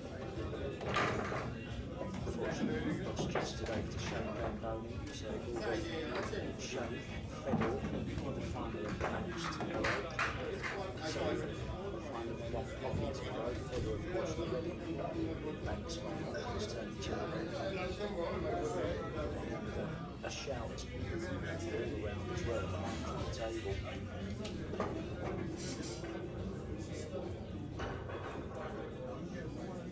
I'm just waiting for April.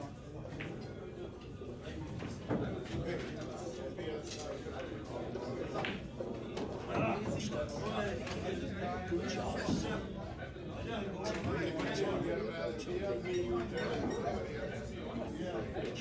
His first games there. Close match. Just a bit of work to do here on the Room 7.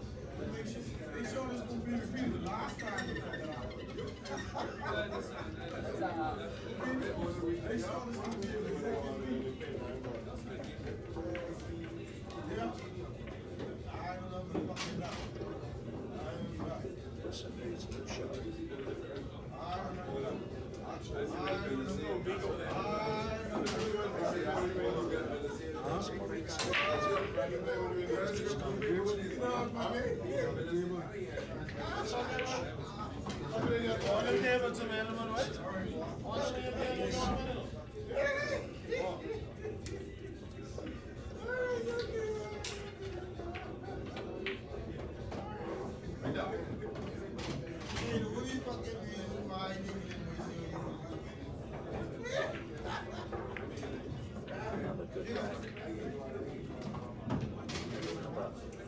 Break him up. We haven't seen Jeffrey Luna hit any other ball than the lat at the moment. If you were with us yesterday, we had some great games. We saw a couple of games with Joshua Phillip. We saw a couple of games with Shane Van Bonen beating Tyler Steyer. Later on, a good match against Reeves. I was sleeping by then, sorry. My colleague, Kevin Ross, to cover that one for you.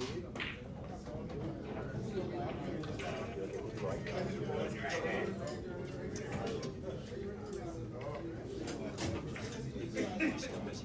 That's why I would follow.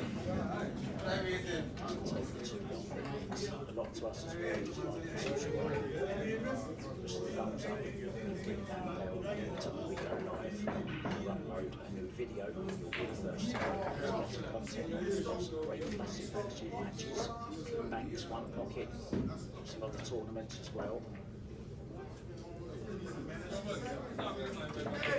YouTube server, back to this 2-0.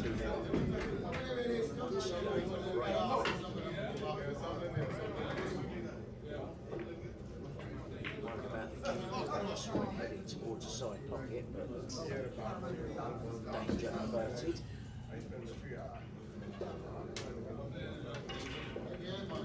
Keeps making that one ball side pocket. Every chance that he could build up a really substantial lead here. Remember the great couple of years that Cisco Sanchez had. A lot of that was down to it was the first master break rocks break. Coping challenge was kind of the next tournaments.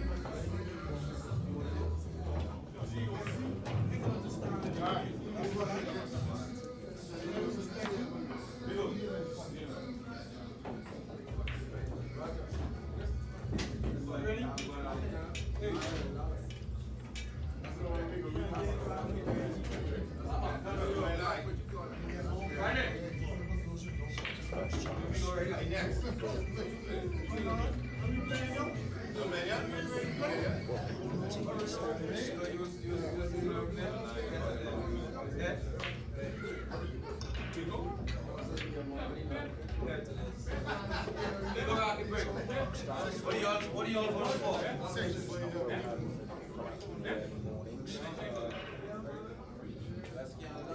Will be mortified when he sees the overhead. His hand is hasn't got out of place, but he's got a bit of bed hair going on this one.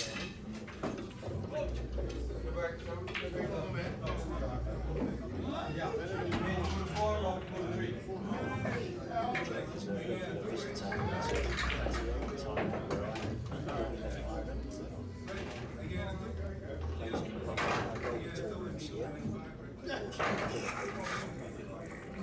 too far away, just playing right.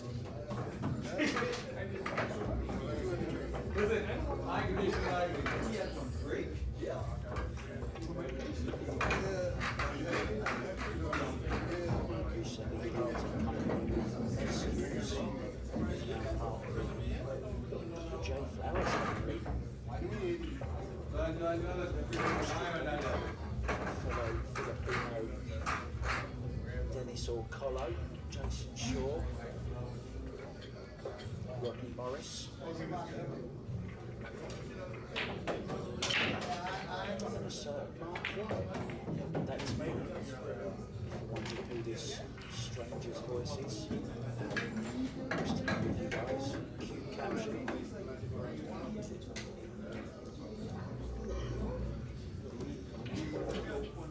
The caption man has fallen asleep. The latest score for you. Billy Thorpe taking a 3-2 lead over Vicky Aldrin, Atkins. Now then, also Riley Atkins. If you were with us last night and caught Billy Thorpe against Vitali Matsura match, Billy Thorpe was absolutely flying. 9-1 he beat Matsura, and that's a really, really good win for him. And I can honestly say it's the best I've seen him play, well, ever.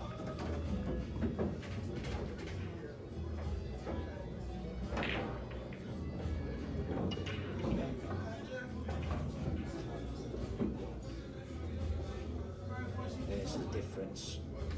He's missed that one ball. It's dry. And this one ball is on. Walks back to his chair, having a long look at the table to see what damage he's done, and he won't like what he sees because this is a really good chance for Mickey Krauss. Chance to get the cue ball between the 9 and the 3, round the ankles for the 2 into this bottom left hand corner. So this is a good chance for the day.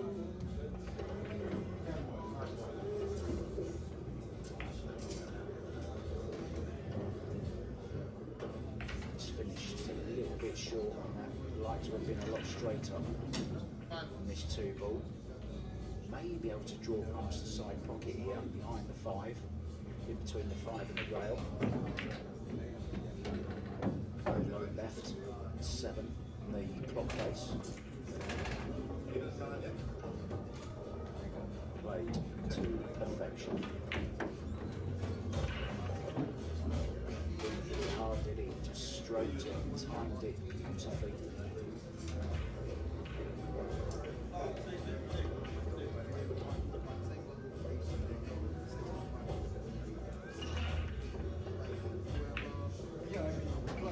This is just what we want to see. 2 of the games. Big names going at it, playing their best ball.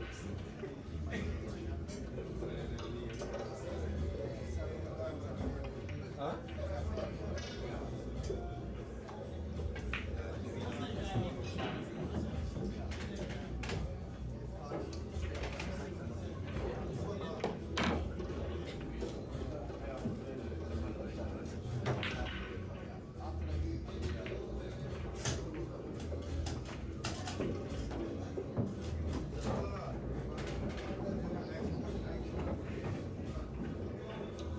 Just had one mistake so far when he tried the 4-5 combo. Apart from that, playing exquisitely. Hasn't missed a straight in ball since we started.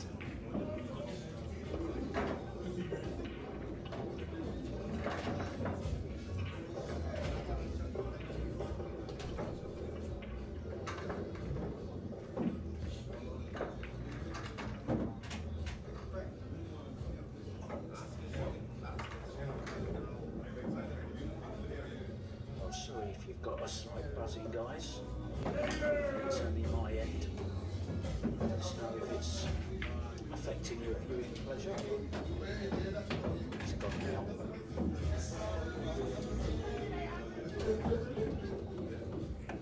Might have been Kevin having his early morning shave.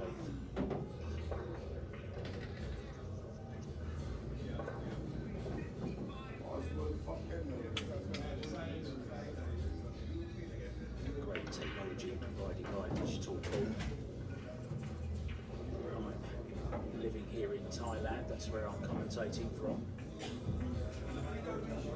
Coming up to 10:30 PM for me on a Saturday night. Wouldn't want to be anywhere else other than commentating some great 9-ball action. once again. 1 ball straight down. A good look at this 2 ball. It's a chance for another break and run.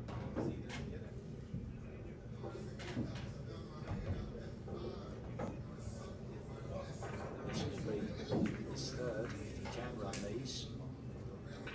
It's the reverse dish back of the Luca's dry break in the last rack.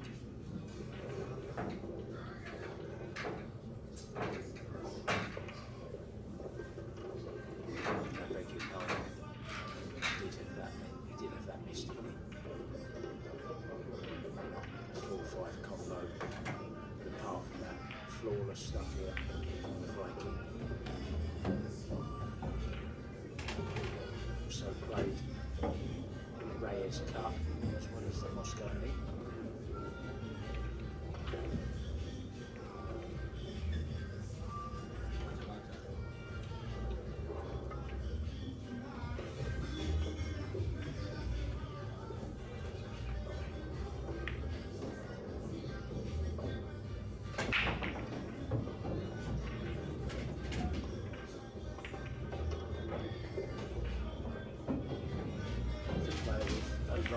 Yet, so they do have their buyback still available to them. Another unique thing about Derby City Classic is it's not traditional double elimination. It's a redraw after every round, and if you do suffer a loss, have 1 buyback. Cost you $100. Go again.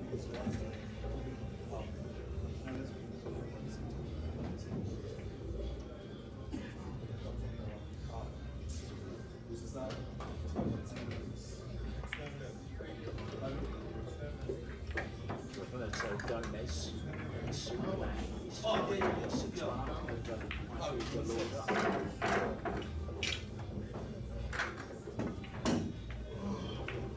Dimitris Gelatis, 6-1 up against Jesus Tencio.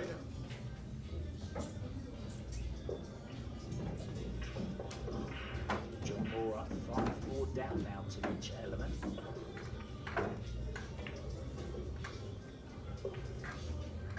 Yes, Martinez from Peru 4-1 up. Skylar Woodward now 3-3 with Francesco Candela. Aidan Larson will square at 2-2 with Shane Wolford. Gary Lookman 2-1 to Shane Feeney.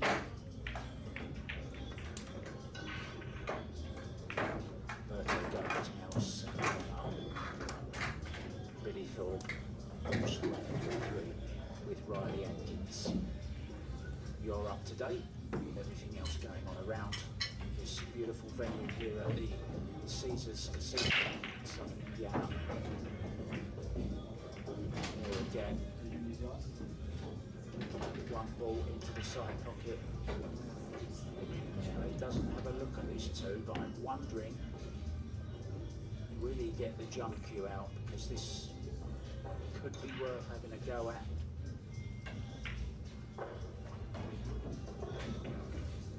Be interesting to see when he puts the brake cue down which cue he'll bring back with him.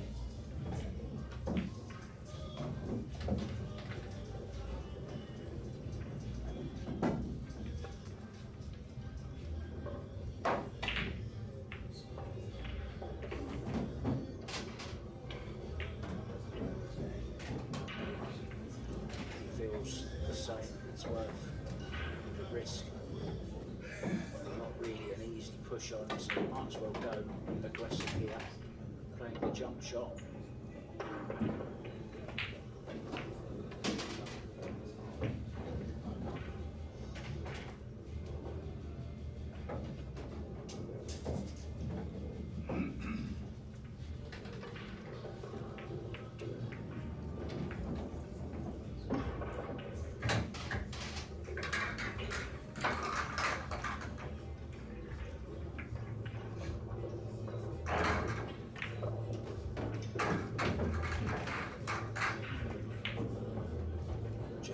So much cue power.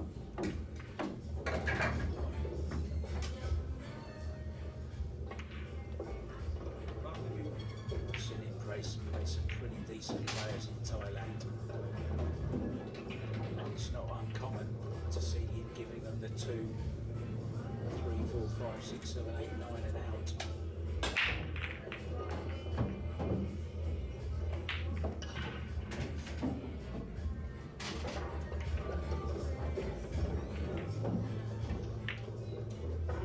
The criticism of Jeff is sometimes he just like to show off a little bit, gets a little bit flamboyant. Maybe uses 3 or 4 rails when one would suffice. Which might explain why he's never won as much as he should have done.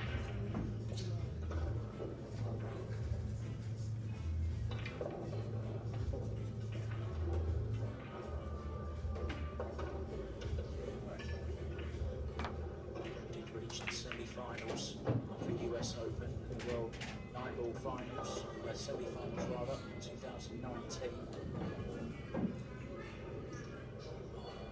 That's basically it.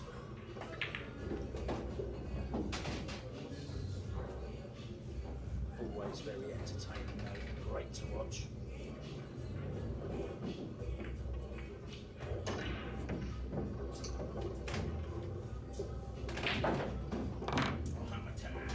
So the mistake on the jump shot from Mickey Krauss after booking himself on the 2 after break. Jeff clears up. Back up to ball 2.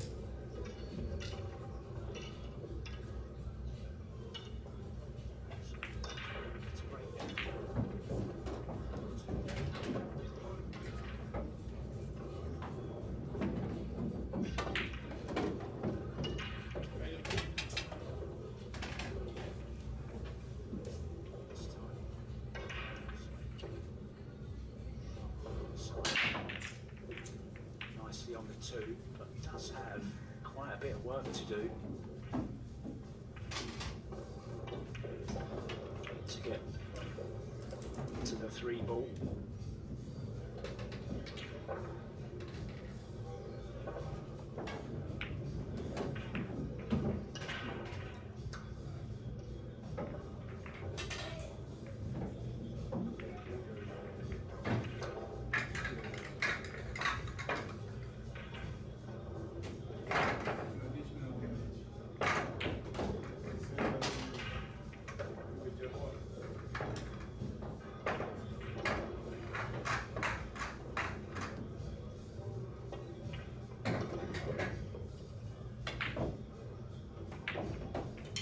He's having a go. Just the safety here, I think. Though he is coming round to look at the cutting angle. Play it to the top right-hand corner as we look.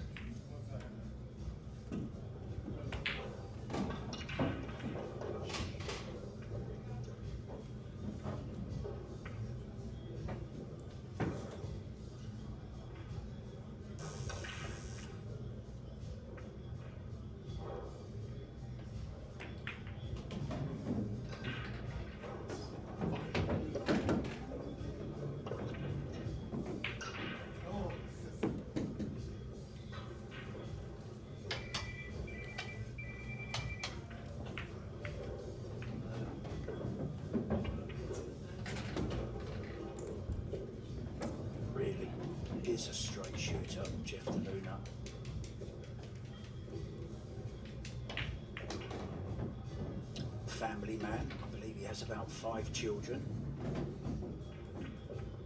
His wife Diane.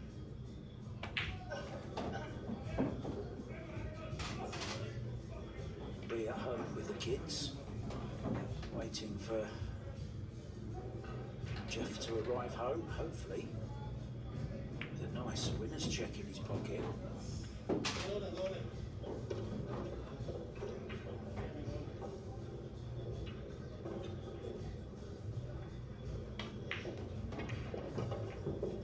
Frank, let me a jump set. Let me a jump kick.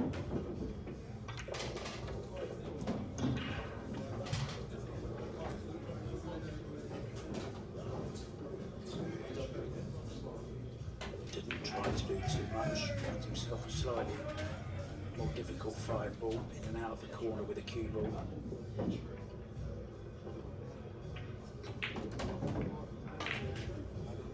Perfect on this 6-ball. Just like to stun it through just a couple of inches.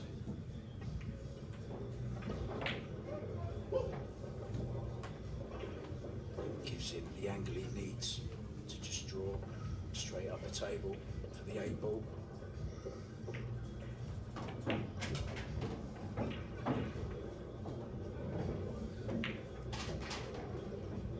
There you see the intimacy of this venue. There's Alex Pagulayan on the table to the right. You've got Newhausen's elbow there, and Shane Walford on the other table. So there's a lot of talent around these Derby City Diamonds.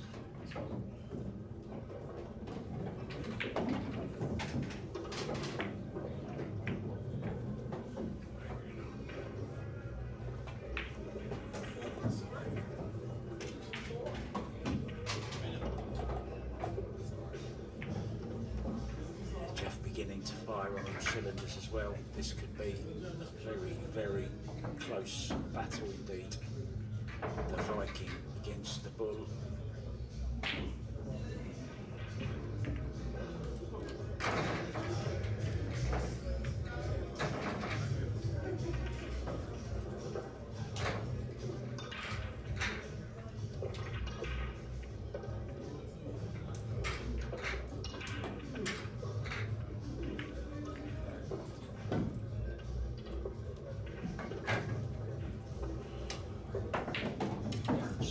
Updates for Billy Thorpe, 5-3 up now over Riley Adkins. Roberto Gomez, 8-2 over Michael Delorda.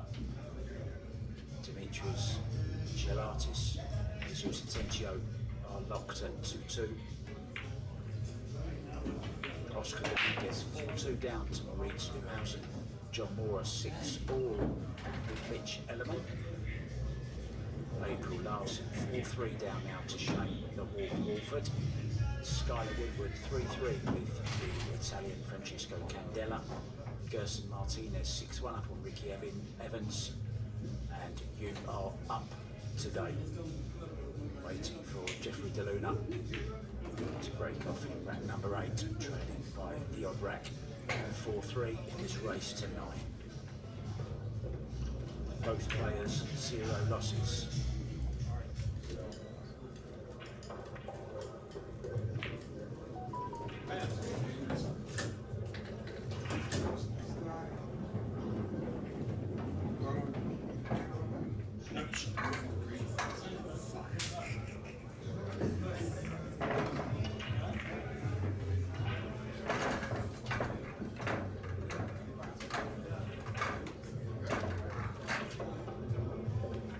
Once again, big spread of the balls, but no joy.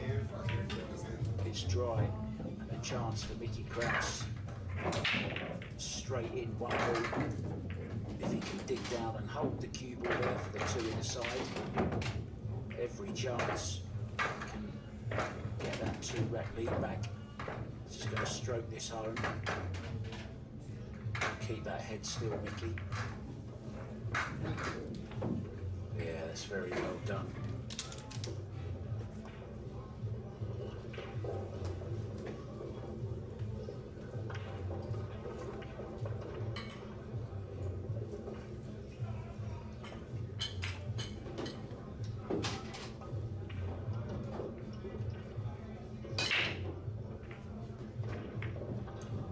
very well liked around the pool community.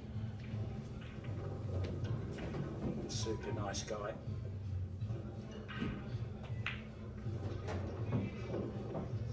Not a bad pool player either, is he? So thread the cue ball between the 6 and the rail here, between the 7 and the 8 as well. He knows his way around a pool table, that's for sure. He's been spending quite a bit of time in Vietnam as well, as a few of the players are just honing their skills. Like that one again.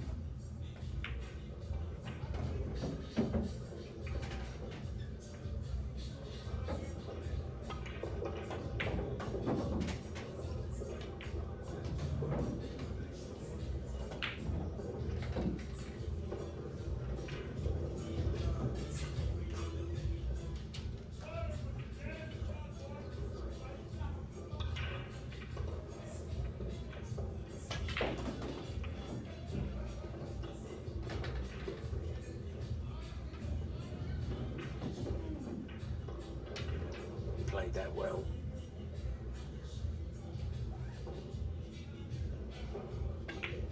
Well, this is how this run out started, wasn't it? With a roll in on the 1 ball, which set up this clearance. So that dry break is going to cost Jeffrey Galuna. It's going to be 5-3 to the Viking, just 4 away from victory.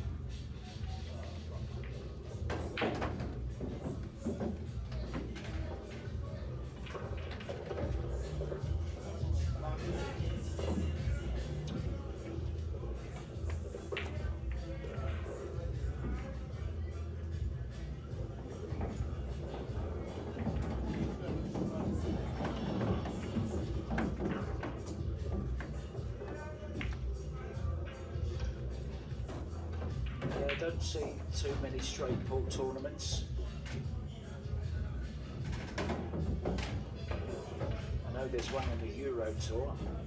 I believe they do have a US straight pool championship as well. I think it follows Vegas. I think they do it in drifts in Vegas straight after the big CSI Expo.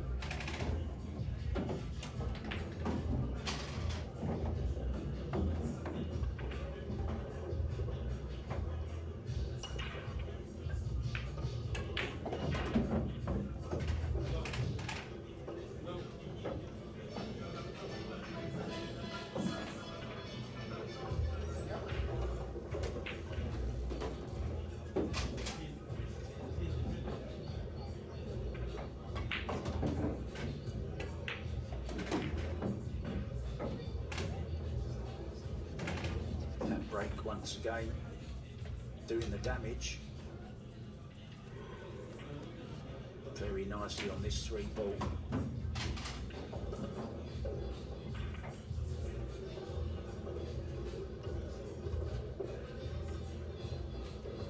Still just that 1 miss on the combo on the 4-5 back in rack number 2 or 3, wasn't it?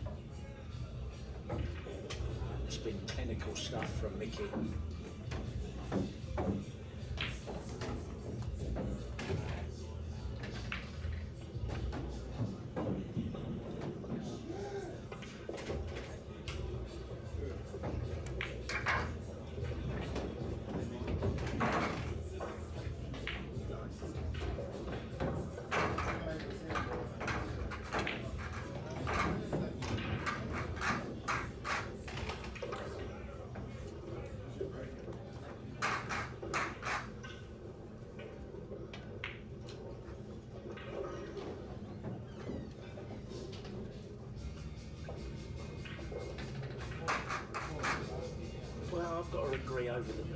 Disagree over the dress code. I'm normally a bit of a stickler for dress code coming from the game of snooker, but as far as pool's concerned, this is a standalone tournament, the Derby City Classic, and I think it's kind of nice for players to be allowed to express themselves. in at least one tournament a year. This is part of the punt, a time to let your hair down. Uh-oh, cue ball. Well, getting very close. He's going to have to stroke this one in.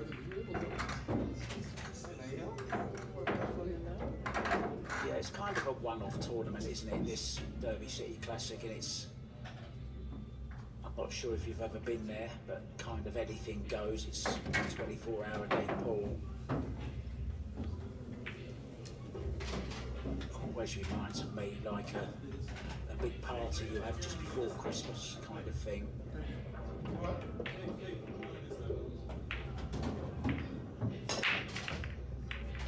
Get lots of characters, and that's what we need. We need some characters. Mickey's certainly a unique man with the beard and the long hair. Super nice guy, and I don't think it does any damage to the sport whatsoever. I think the more we go towards darts and the more we move away from the snooker kind of atmosphere, the better for the game, to be honest.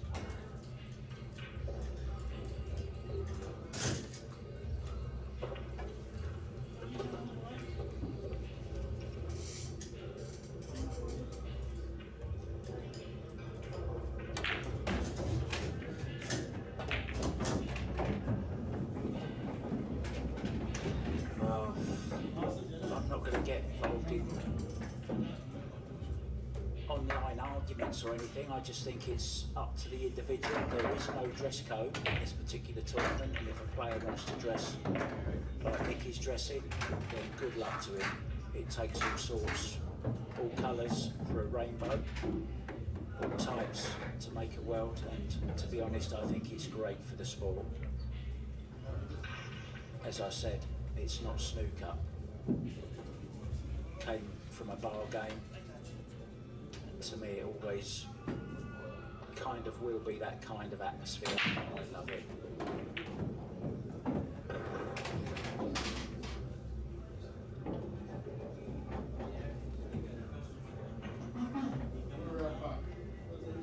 So back to the action yet again. Has a look at the lowest ball on.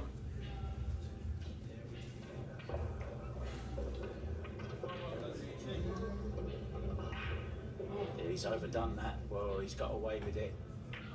Caught it a bit thin. Caught the far jaw in the pocket. Cue ball going very close to the side pocket. But now, another great chance. Watch the English on this. Strokes it into position for the purple four. Very, very impressive performance here from Mickey Krauss, carrying on where he left off last year. Had his first big matchroom win, remember, in the European Open.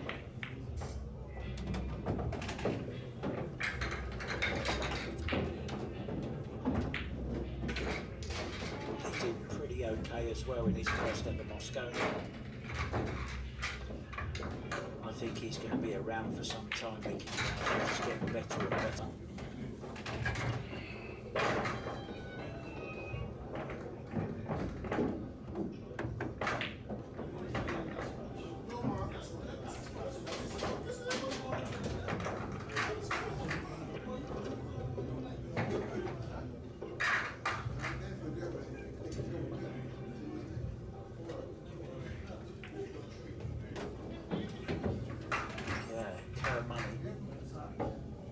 Mickey lost yesterday to Shane Van Boning in the semi-final of the one pocket.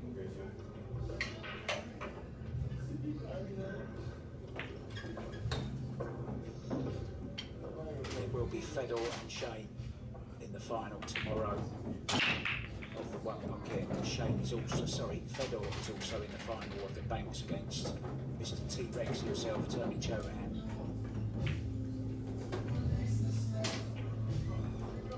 Big favourite though still, I think, for this 9-ball title to retain him, Josh Fedor.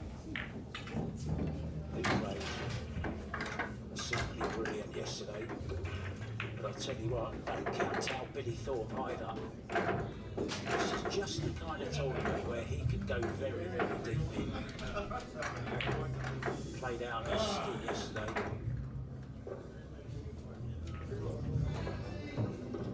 Beat Vitali Matsu at 9-1. We covered that for you yesterday on here. I'm sure if you saw it or not. He's going well again. Billy Thorpe 6-4 up on Riley Atkins. Moritz Newhausen 5-3 now over Oscar Dominguez. April Larson 5-4 over Shane Walford. She's going very well there. And Mr. Lefty himself, Mr. Smooth, John Moore 7-6 now over Mitch Ellerman. Gerson Martinez going very well over Ricky Evans, 7-1 to the Peruvian. Sky Woodward trailing the Italian Francesco Candela by 5 racks to 3. Candela going well. Mickey breaking 7-3 up, looking to get on the hill.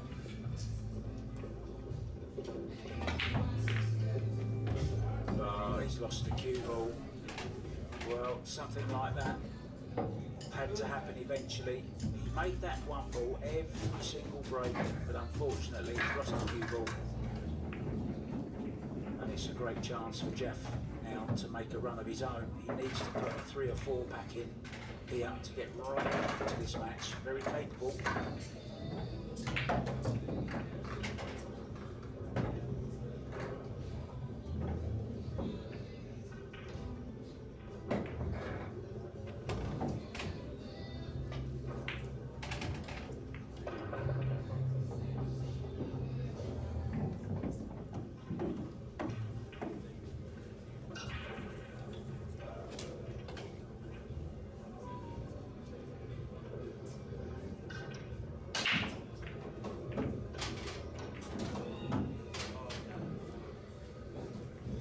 Yeah, good point, Cito. That always comes into it as well, doesn't it? But it can also work the other way, where it takes all the pressure off you. So, you know, it doesn't matter if you win or lose. It can make you play better sometimes. I was talking to Dennis Grabe recently. He was here in Thailand, and I was having a sit down on a cup of coffee with him and a little chat, and he was saying how much more relaxed he is these days, not really taking it to heart like he used to. He's taken it to number 3 in the world, Dennis Grabe from Estonia.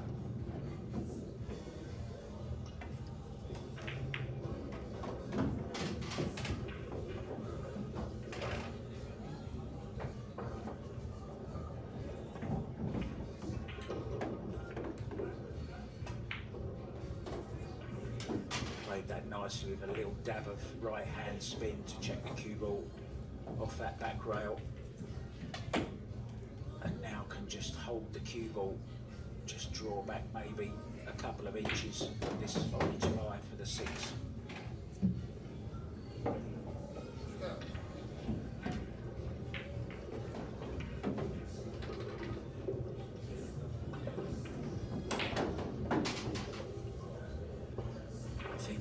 Just play a little stun shot here to leave the 7 into the side.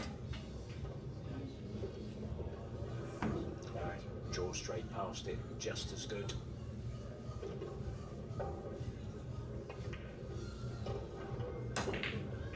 Hasn't really done too much wrong, Jeff DeLuna, apart from the breakers let him down a couple of times, which is a little bit strange, isn't it, for somebody who's well renowned for a good break, but he has been breaking pretty softly.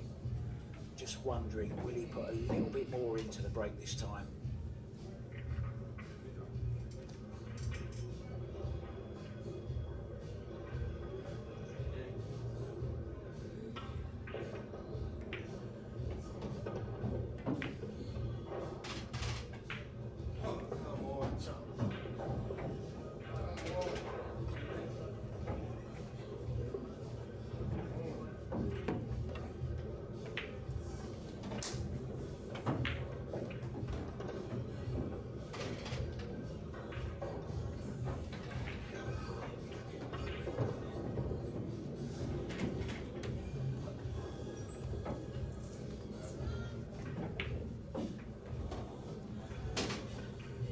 you haven't already done so, guys, could you please like and subscribe to the channel?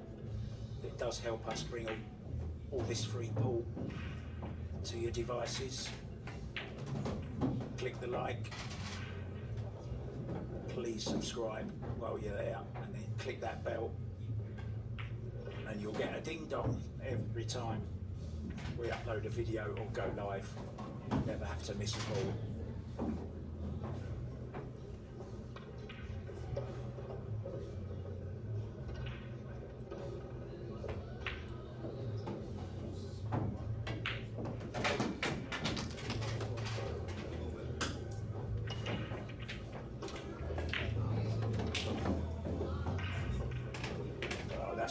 Beautiful break, needs a bit of luck. Is he on this 2-ball? I think he is. Only trouble is the cue ball will be going away from the red 3. So he's got a little bit of work to do here. If he takes it on. There's April Larson. Next table, she's up against Shane Wolford. She's 6'5" up at the moment and at the table.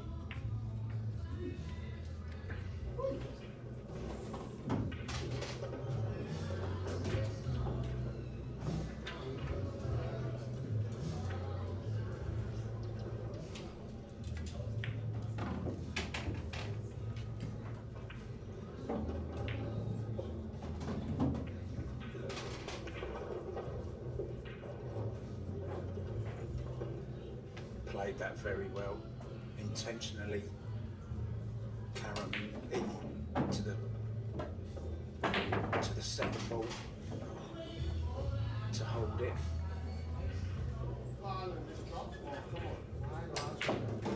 Just drop or stay on? What is it? Just come off the table. Drop it. Caesar's Casino in southern Indiana, absolutely buzzing at the moment. One of the biggest days in the calendar today. We've got some movers and shakers, people going out, people heading home. Final day tomorrow. All eyes will be on the main Stats Arena.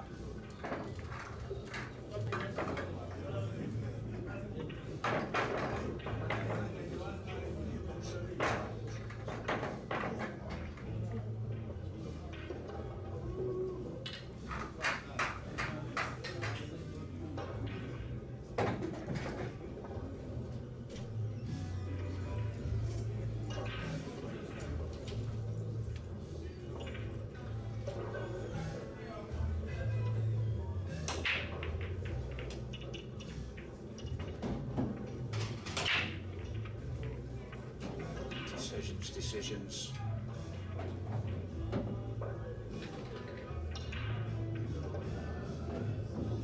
Decided discretion was the better part of valor in that instance.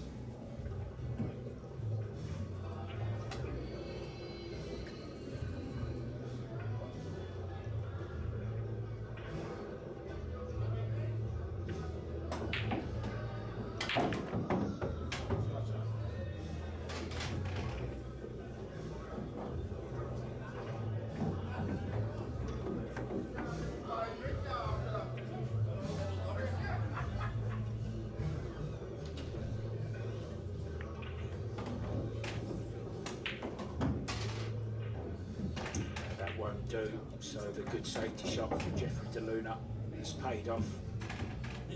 Good chance now on the purple 4. 2, maybe 3 rails for the orange 5.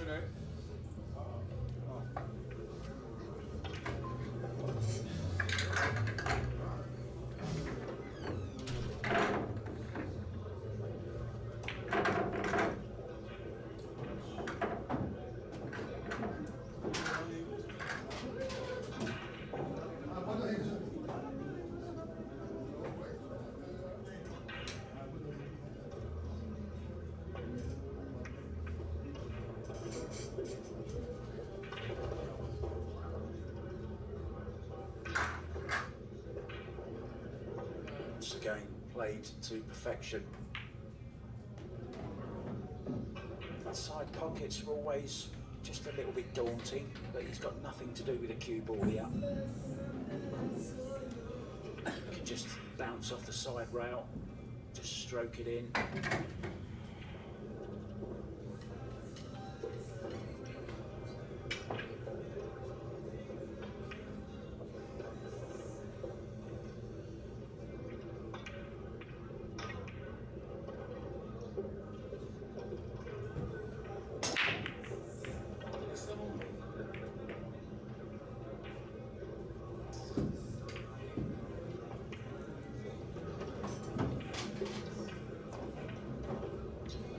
So this 9-ball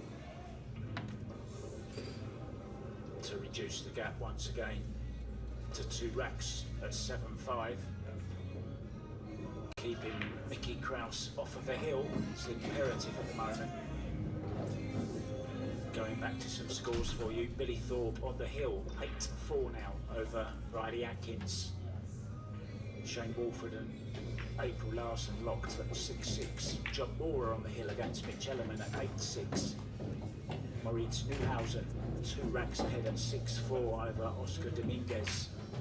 Jesus Atencio has pulled it right back, 6-2 up now on Dimitris Gelatis.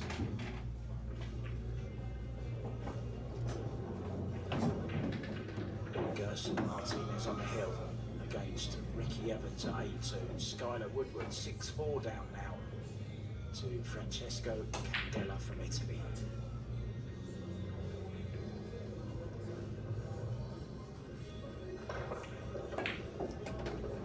Visit digitalball.com. That shows you the schedule, the matches coming up.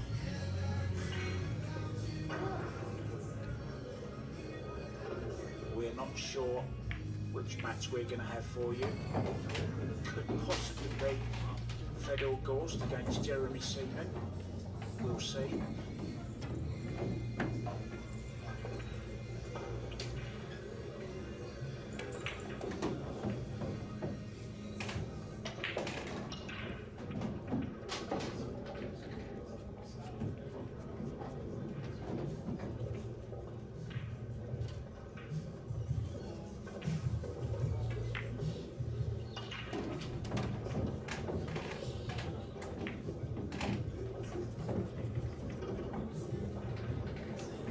Disaster.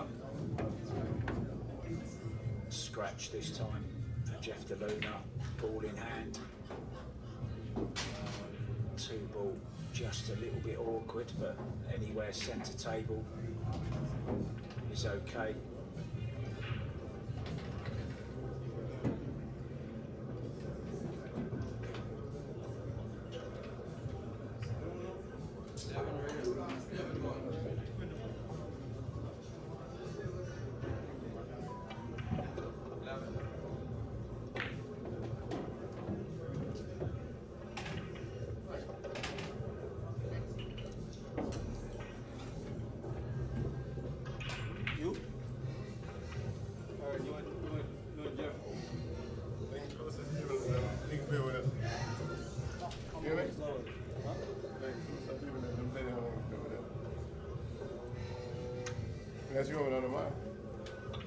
Looking good again, isn't he? To get on the hill. He's going to have to tuck that. Never mind tucking the shirt in, you're going to have to tuck that hair in as well, I think, Mickey. I know he does wear a ponytail most of the time, but That's fine, Mitch. letting his hair down.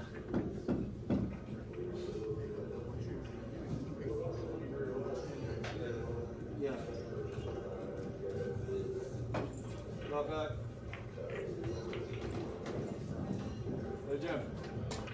Rick Jones on the mic, our tournament director.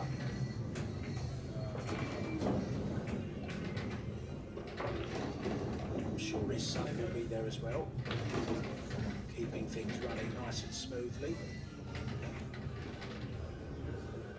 Overhit this one slightly. Still fancying to get it. Can use the side rail. Low right. check it off the side rail, back for the 5.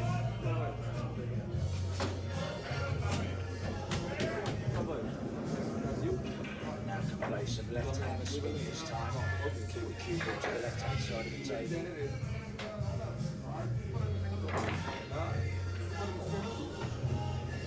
Just draw this up himself. Nice angle on the 7. To bounce under the 7, 7 to the 8 and the 9. And he will arrive at the 3 balls time.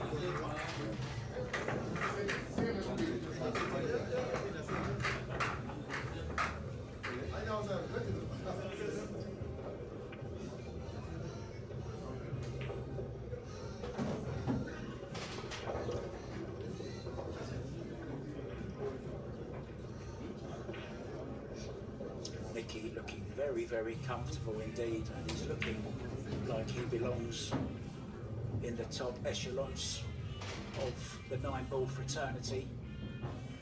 I'm sure he'll be part of the 800 club very, very soon as well. He's broken impeccably, just that one scratch, but made the 1 ball in the side every single occasion.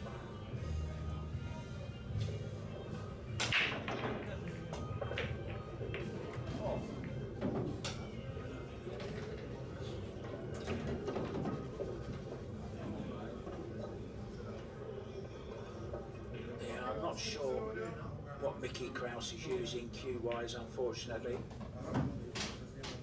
He doesn't at the moment have a cue sponsor, as far as I'm aware. And a little fact about Mickey Krauss that many of you may not know. He's a very, very shrewd and smart businessman. Does a lot of online banking kind of shares and stocks and all that kind of thing, and a bit of Bitcoin. He knows his stuff. He doesn't rely on Paul for a deal. Don't always judge a book by its cover, guys. Once again, that 1 ball. Where's the cue ball?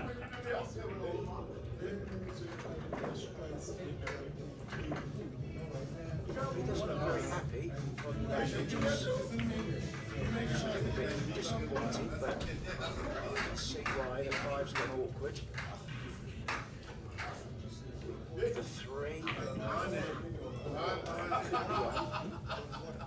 Looking to see if that's a combo. If it is, that would help things enormously.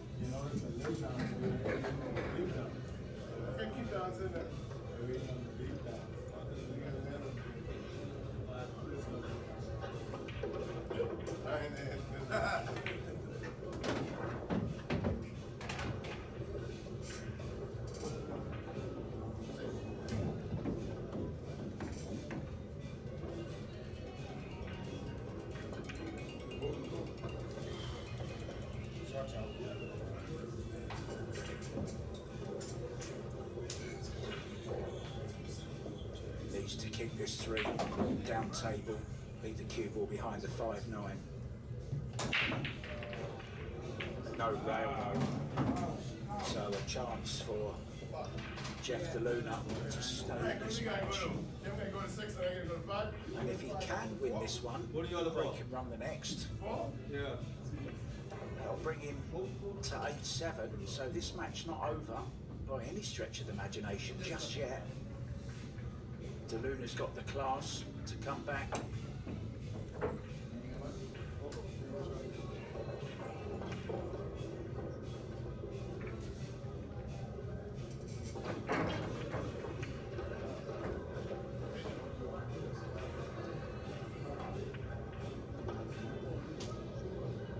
I've got some advice for you, Salhal.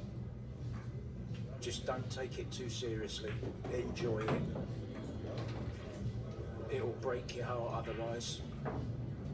Just enjoy the journey, my friend.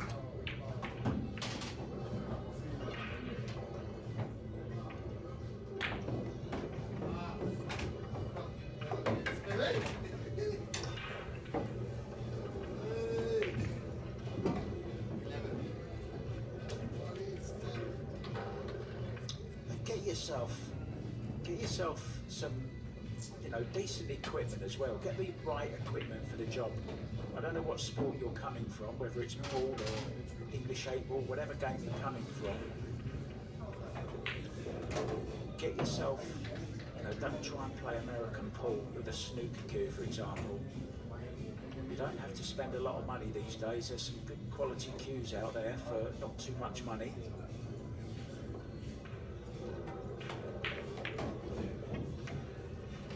Yeah, coming from English 8-ball, there's a lot of players making the transition from English 8-ball now. I would honestly recommend getting yourself a nice J Flowers cue, honestly. For value for money and quality, you can't go wrong. You can always upgrade at a later stage if you feel the need to. But number one piece of advice, just enjoy it. It's a really fun game. So 8-6 it is.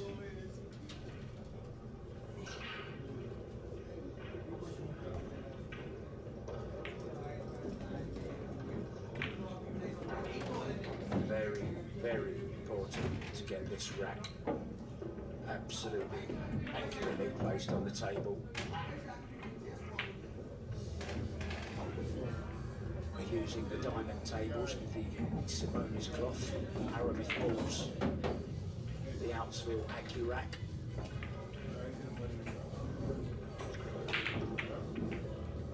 And our other sponsor, Masters Chalk.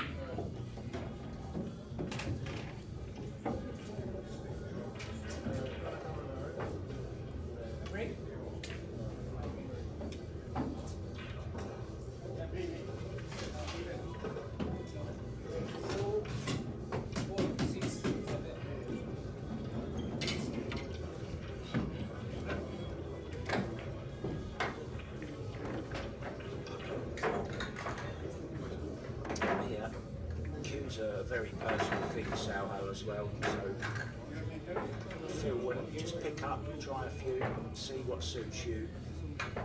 You'll know when you've got the right piece of equipment in your hand. Just give it just experiment a little. You make your own decision. That's the best way. That's advice I can give you regarding cues. I don't think you can ever tell a player exactly what to play with. We can make suggestions, but there's so many to choose from these days.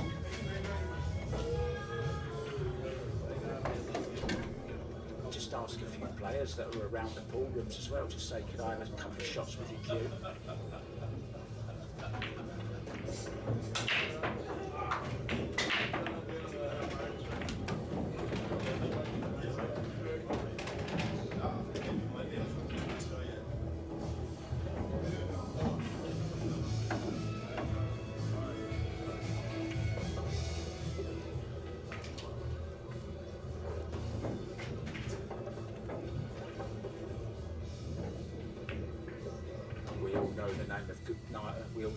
The game of 9-ball, it's can be very fickle sometimes. Looks like you're sailing away with it. It was 7-4 up, 8-5 up. Now it's 8-6, this could be 8-7, and it'll be breaking to go heel-heel.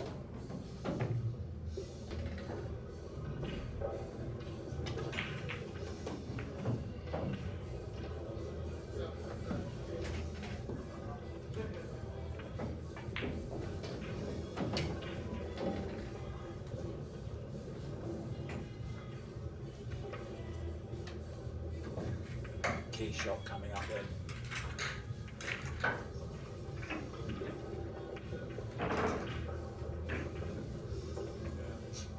Played beautifully.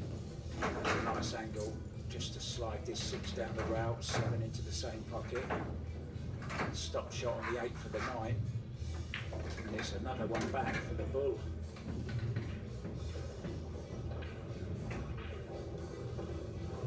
The bull is still fighting.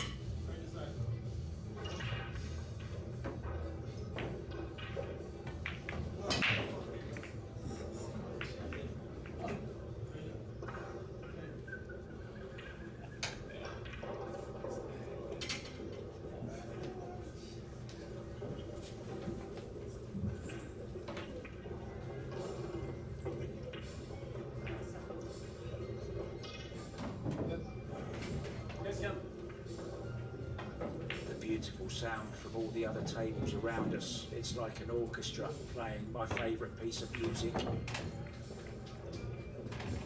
The crack in the back of the pocket, followed by the balls rolling down the return system beneath the diamond. 8-7 then, and breaking to go heel. This is not over just yet. And there's not going to be much time before the next matches as well. Next match is due up at 11:30. Already 11:18, so there could be some delays, which is pretty normal for the Derby City. 501 players began.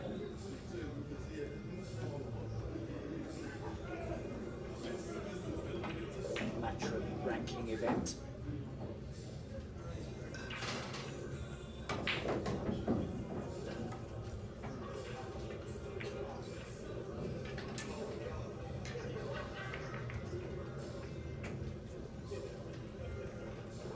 He's got a smile on his face, he's enjoying it. 40 years old now, believe it or not, Jeffrey DeLuna.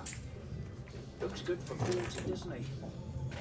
Now he works out, he's got a gym at his home.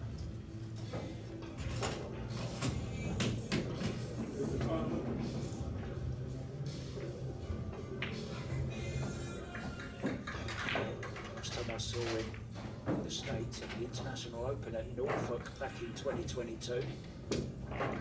He was driving a Maserati.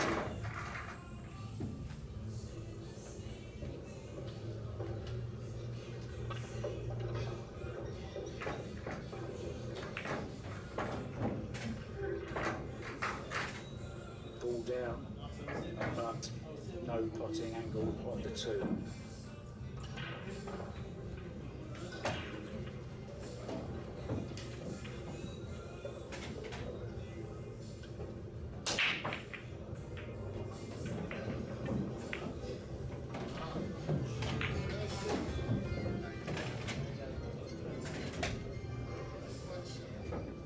Thanks for that, Abraham. So fortunate to do a job that I absolutely love, and it never feels like work to me. I've had a passion for Q Sports since the age of 7, so 55 years playing every different discipline in the sport. I think I've played every game there is.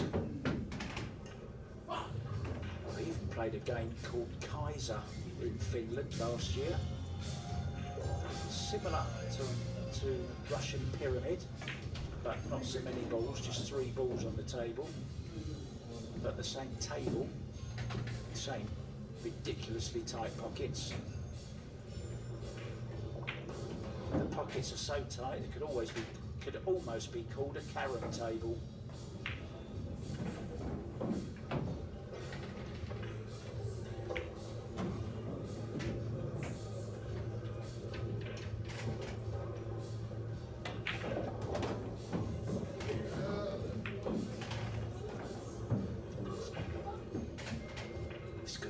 So many people joining us as well. If you've just joined us and you haven't liked and subscribed to the page, guys, please do so. It means more than you'll ever know, simply because it helps us to keep bringing you this free stream. I'm a big believer in pool should be free for everyone to watch, just to grow the sport.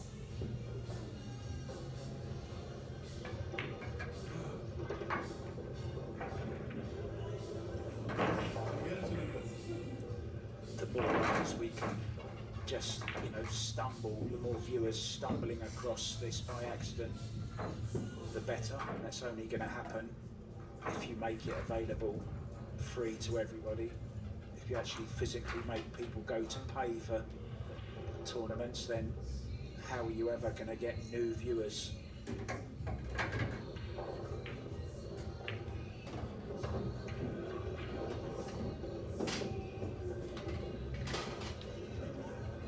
Terrific shot there from De Luna. Doesn't want this to keep going though.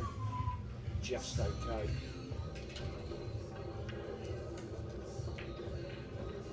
And this is to go level at heel hill.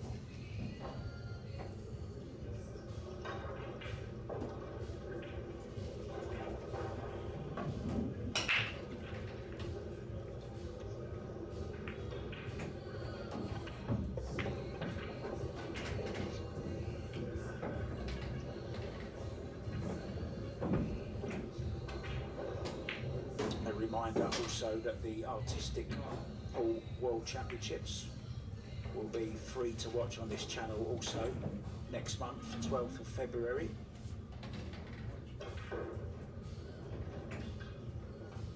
th to the 15th, I believe it is.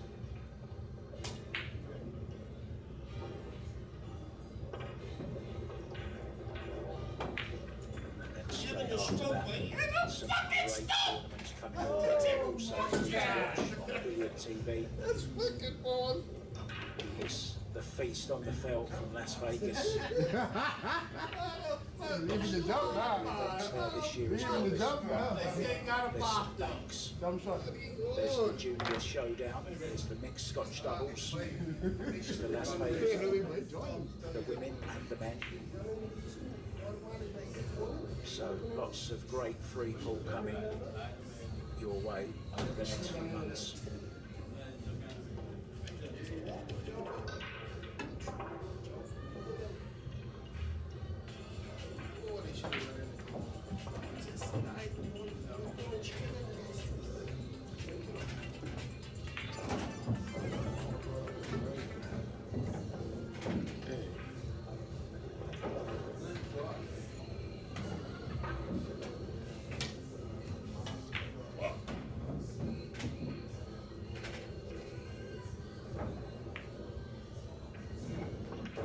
Not sure where Jeff's gone, has he?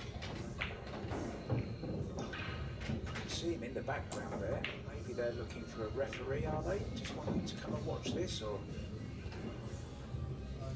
maybe Mickey's just nipped out.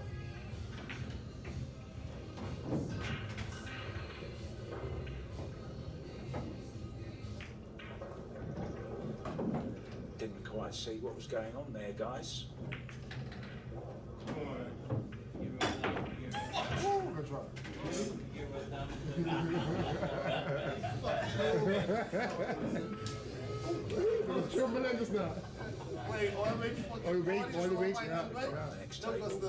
I know.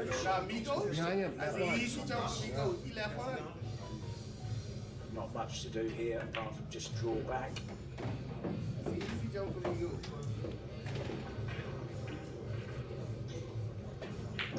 I know he's close to it, but it doesn't look like it's so close that it's no shot on. But he is at the table.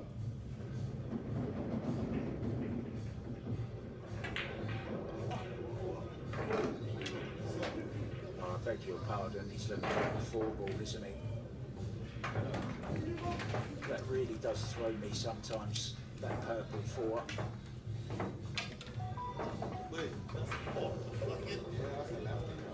Yeah, thanks for that, guys. Apologies. What they said to make. Great hit. Thought he was going to scratch at one point. Used a lot of English to keep that cue ball out the side properly. This is a chance for Mickey Krauss. Not an easy one, but it's on. We'd love to take it to the top left as we do. No. Nah, you got it.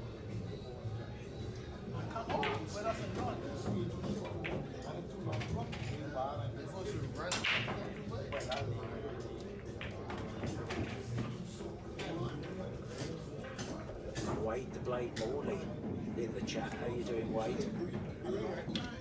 It's good to see that you're taking the health nice and seriously. Oh, he's missed this. He's missed this. What a chance for Jeff De Luna then to square it up at heel hill. Second ball, still awkward.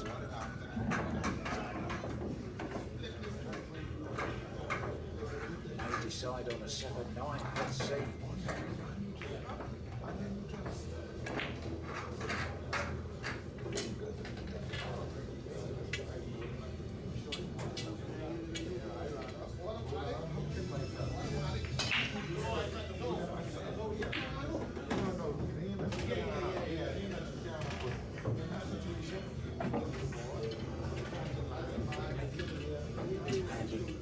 Where he leaves himself in this 6 ball, if he can go to the left of the 7, play to the top right, no problem whatsoever.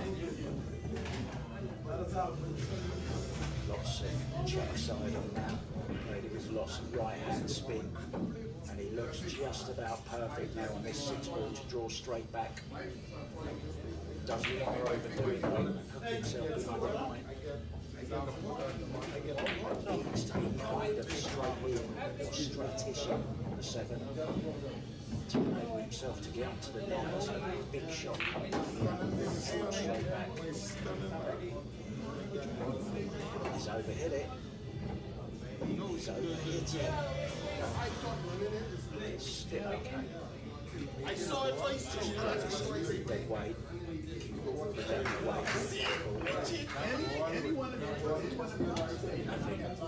But you gotta float it. See?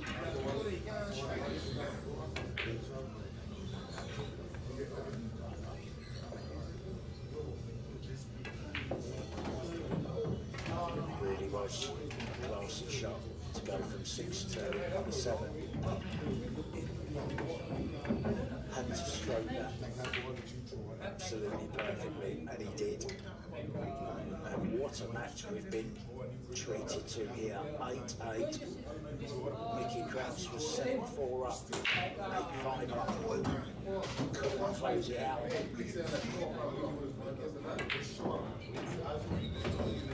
A sudden death rack to decide who's going to have to put their hand in their pocket and pull out Benjamin Franklin to buy back.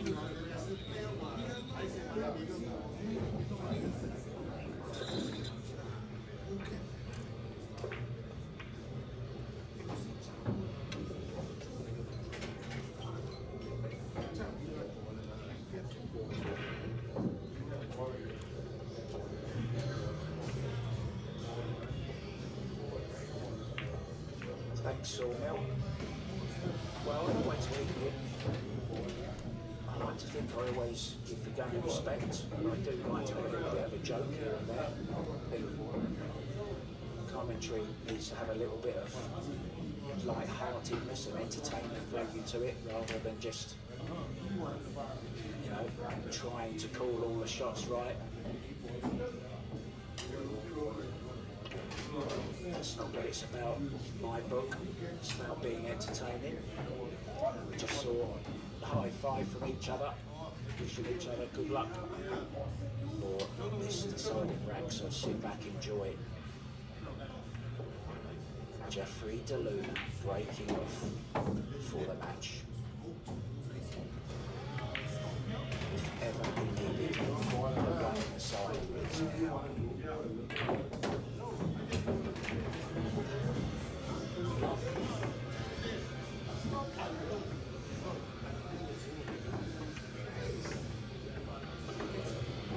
Psyching himself up. Here we go. Most important break of the match so far.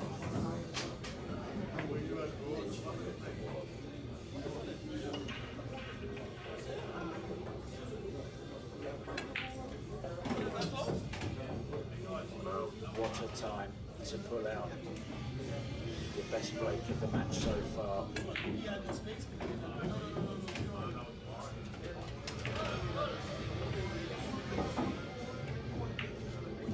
Still some work to be done, but he can play lots of left-hand spin on the cue ball here.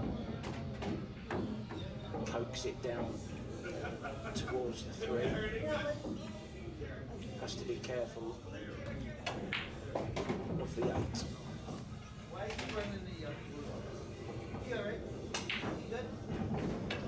Could be the 4, not sure.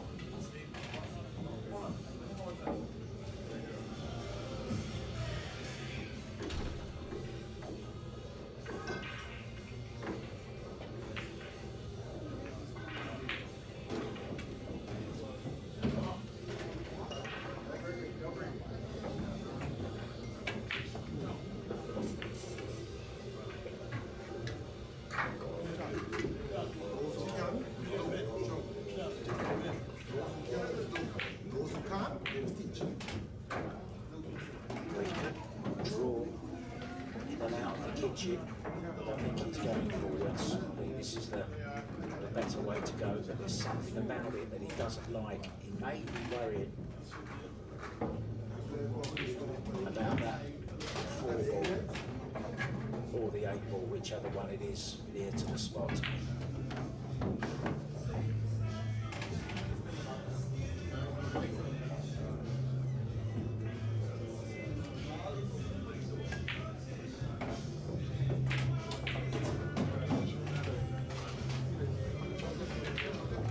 Needs to be hitting the cue ball around about 10 o'clock on the clock face.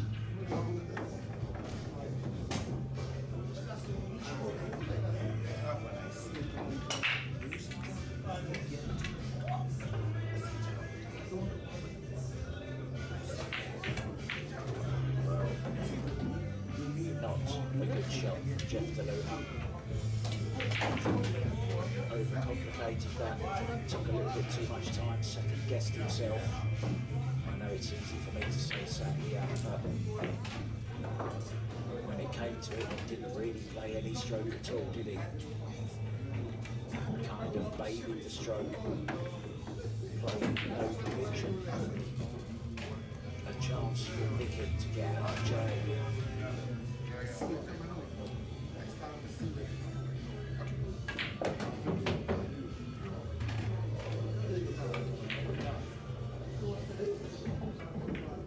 No risky positional shots, those short side positions.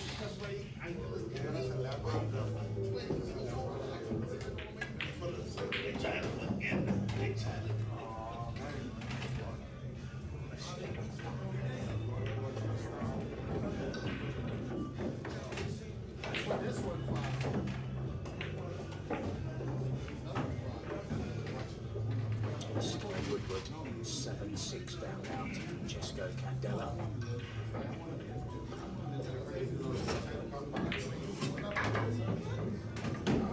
Maybe we'd have a Fedor Gorse match for you next, but that's already started. He's in action against Jeremy Seaman. He's taking the first 2 racks in that one. His fiancée, Christina Takac, is also in action. Leah Filler. Also on against Confida, they've just started out.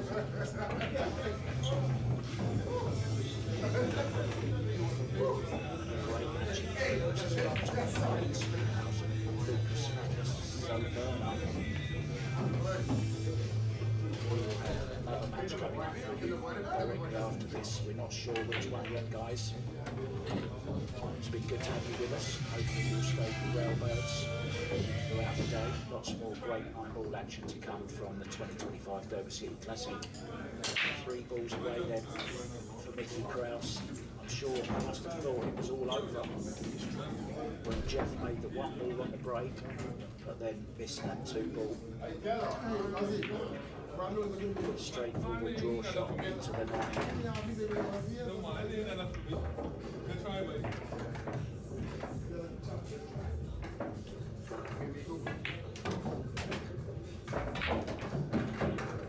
Played it perfectly. So Mickey Krauss will proceed. He saved himself $100. Jeff DeLuna will need to get the wallet out. Thanks so much for your company. Round of applause. Mickey Krauss going through against Jeffrey DeLuna. By 9 racks to 8. I'm sure he's going to set up that 2 ball again. And I bet he plays it with a bit more conviction this time. High left on the cue ball. Come on, Jeffrey, just knock this in. You can do it. It just shows you what a little bit of pressure you will do to you. Let's just stay with it while he tries this. See if he plays it with a bit more conviction this time. Maybe in the same way, really. That's it then from me, Mark White. Thanks for joining us. Back with more action with Railbirds Productions. Coming up very, very soon. Thanks for your company. Ta-da.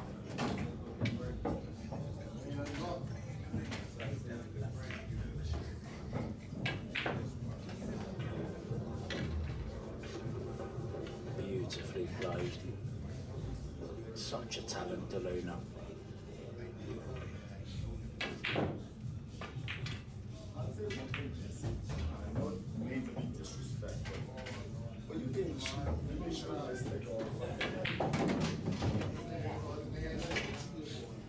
That's a nice thing. Very nice. What kind of thing that is? It's very nice.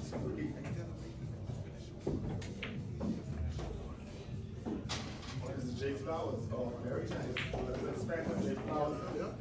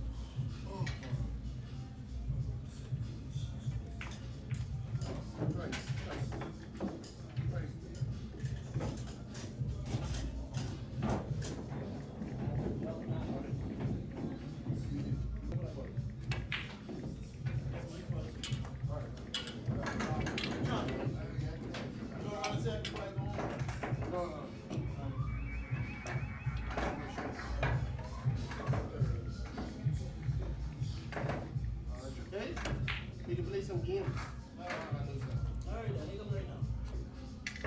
Keep the confidence high.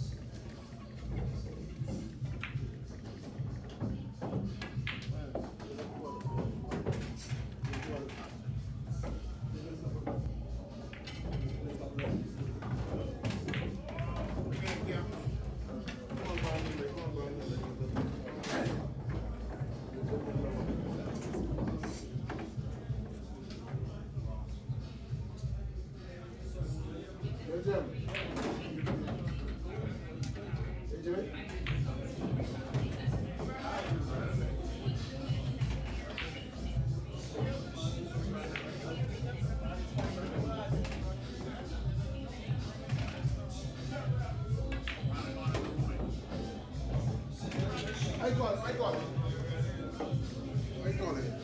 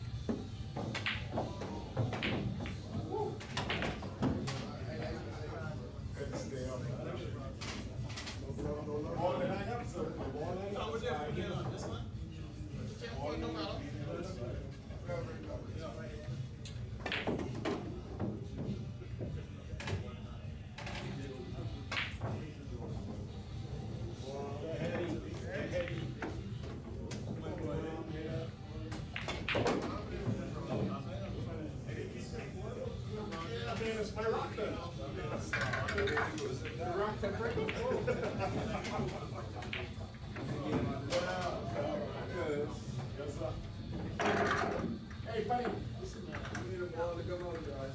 It ain't coming down. Chop, you got that ball on the ground with it. It ain't coming out.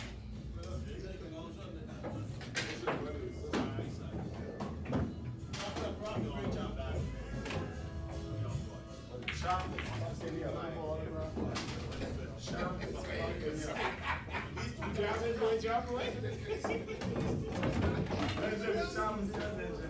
I ain't trying to get any autograph. He said injury that shit. No, he's only give me autograph. No other player, honest. They go autograph sheet now. One cent. They don't even have them fucking no more.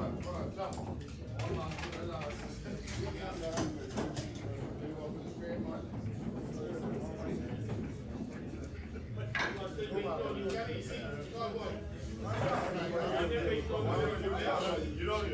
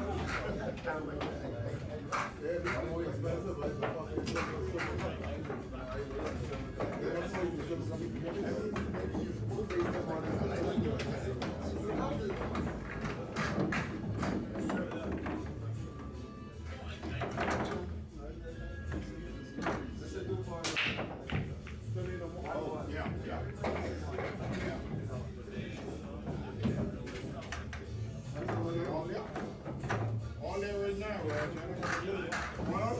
Yeah, all of them. That's up. I didn't know they could tell you nothing, but I can tell you where you sit down fucking here.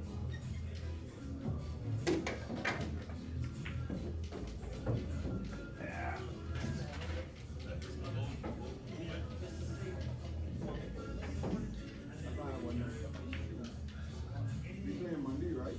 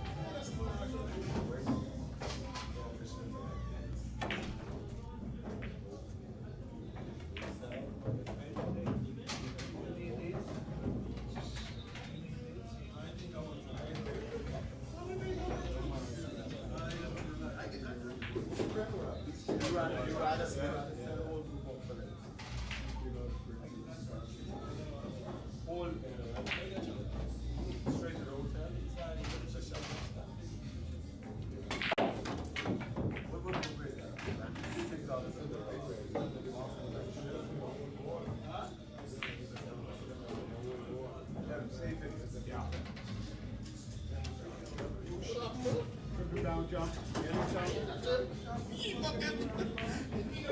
I'm tired of fucking listen. That's what. That ain't me.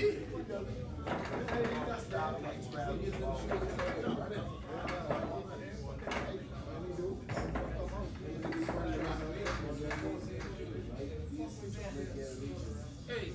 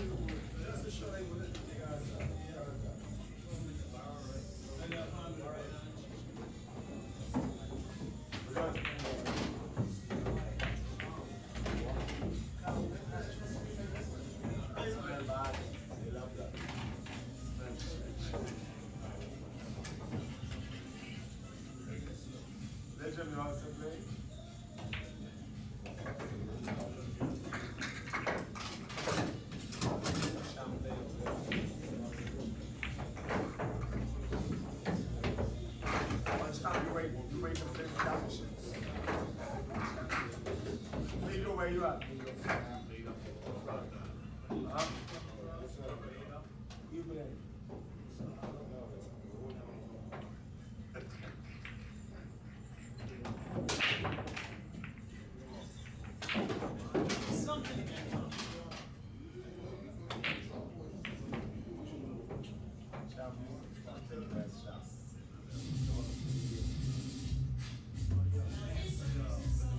Hey, Chop, this is nice tennis too. This is nice tennis. They champion partnership tennis.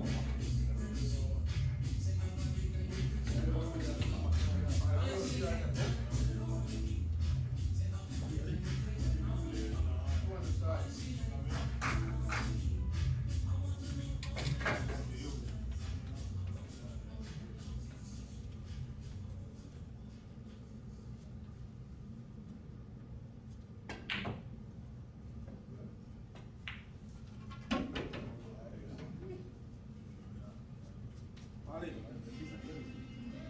done? See that? They trying to bunch it over now. Hey, David. Fight.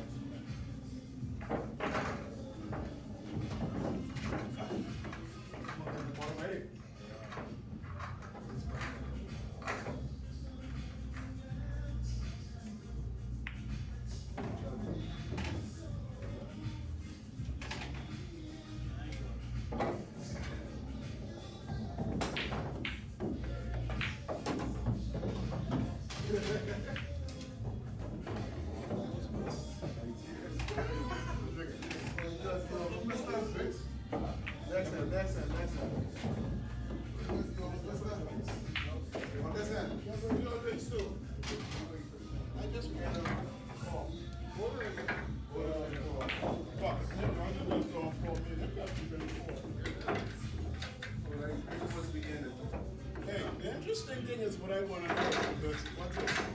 You have to get down to 5, right? So you think now, if I was to come, say I beat you, I was supposed to go back to 5 to play Jessica. See how stupid that is? Jessica, no, good Jessica 4.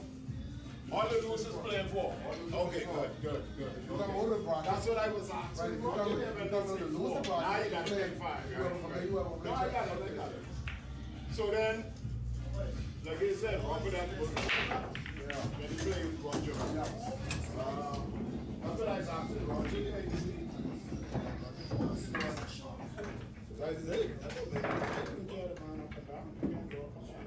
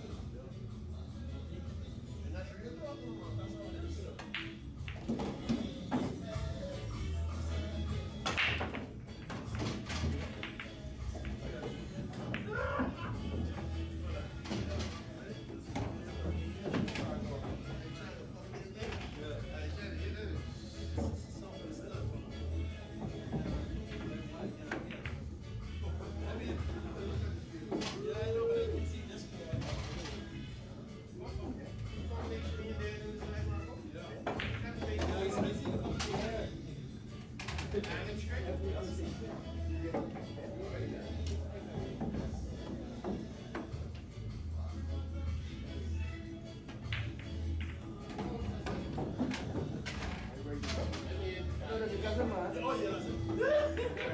to read me.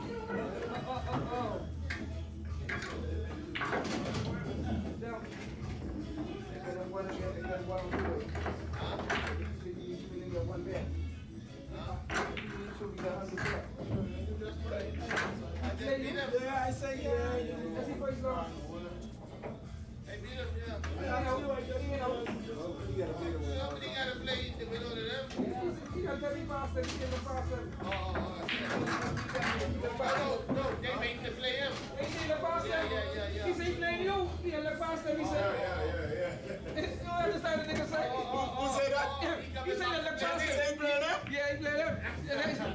No, he said that you be playing. No, the pastor said, "Man, just playing jump." I said, "What?"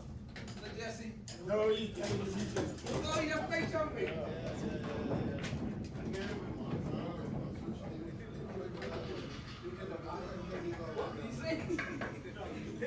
jump. I told you.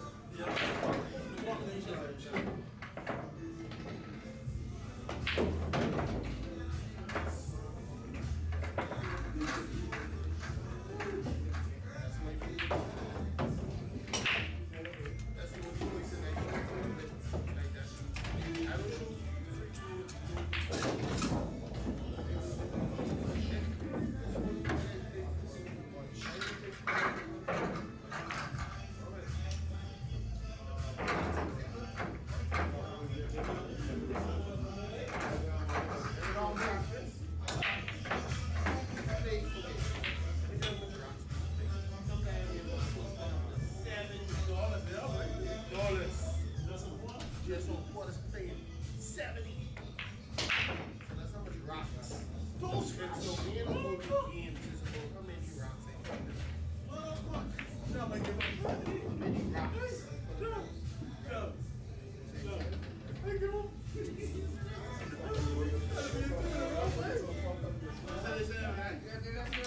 It's like the science. Yeah, they said everything you wanted. They said everything you wanted. Jesse, up to them. I know it.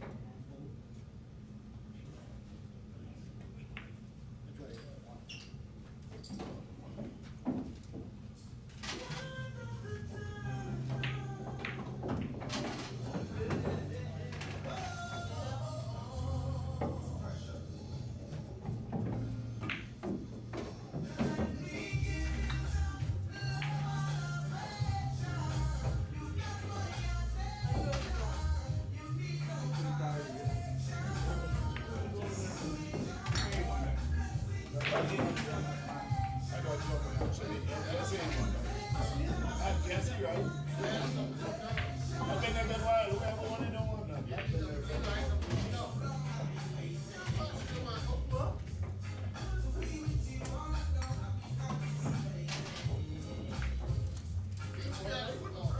shoot for this one. I shoot for this one. I got it.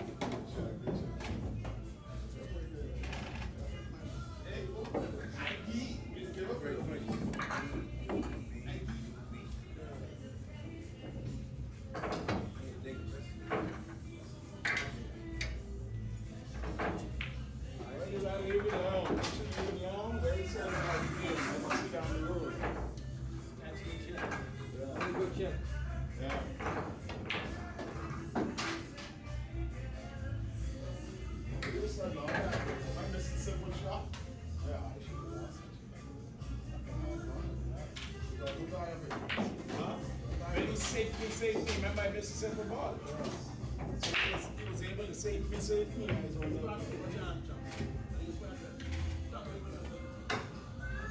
why he's scared for missing a simple ball. You never miss a simple balls.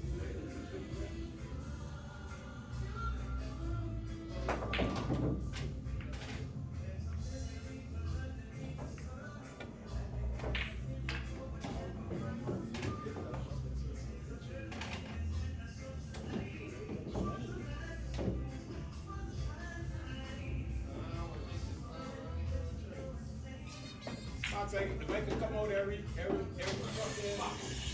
week, play couple, I give myself about 2 months, and I gonna pump it, fucking body up again. Everybody. Every fucking body up the park. And they say, what the fuck the boy on? That's like they used to hit me again and not seeing the lines.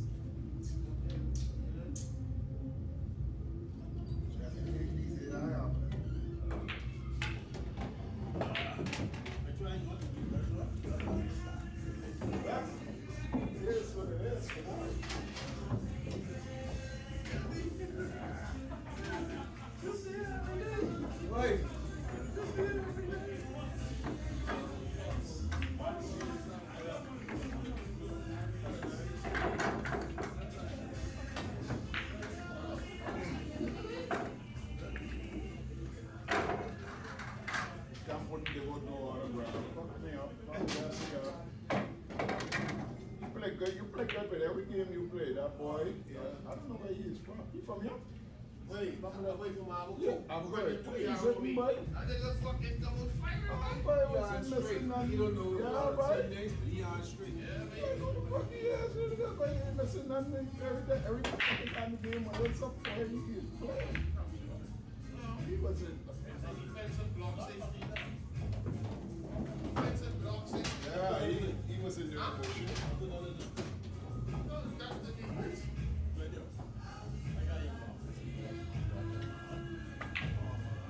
That's the fucking mark away.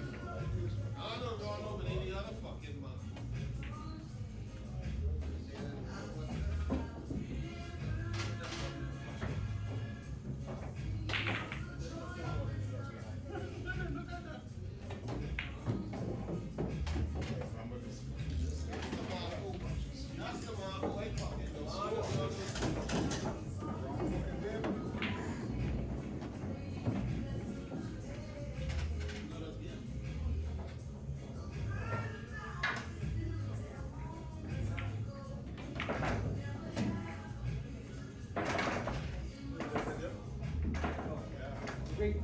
got to. It's a stroke planning. Yeah, you got me. I guess I even off and try to spin down on the fucking wall. Try to get used to it. It's all good.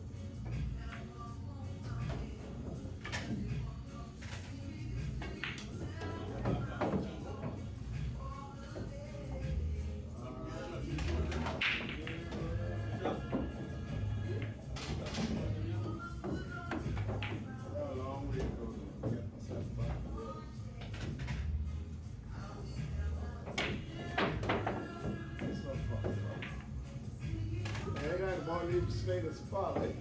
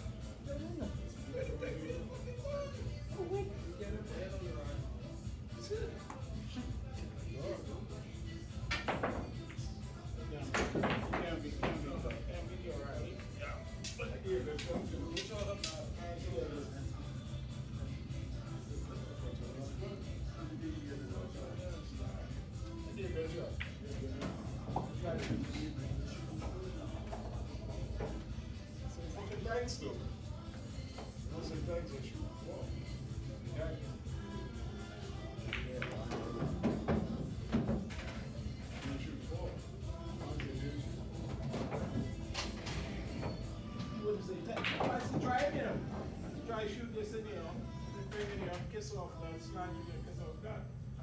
They don't want to say thanks, so they're going to shoot four. They don't want to say thanks. They don't want to say thanks.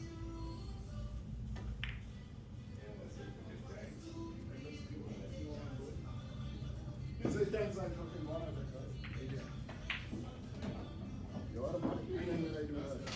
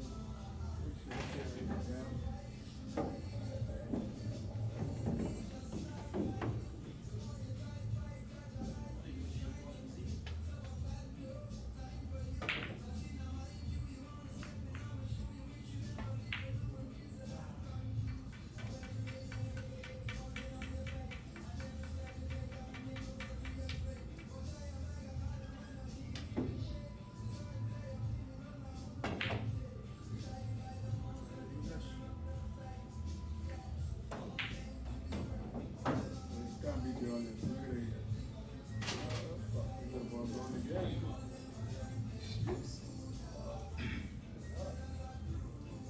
got to remember these guys, Max. You better go about again.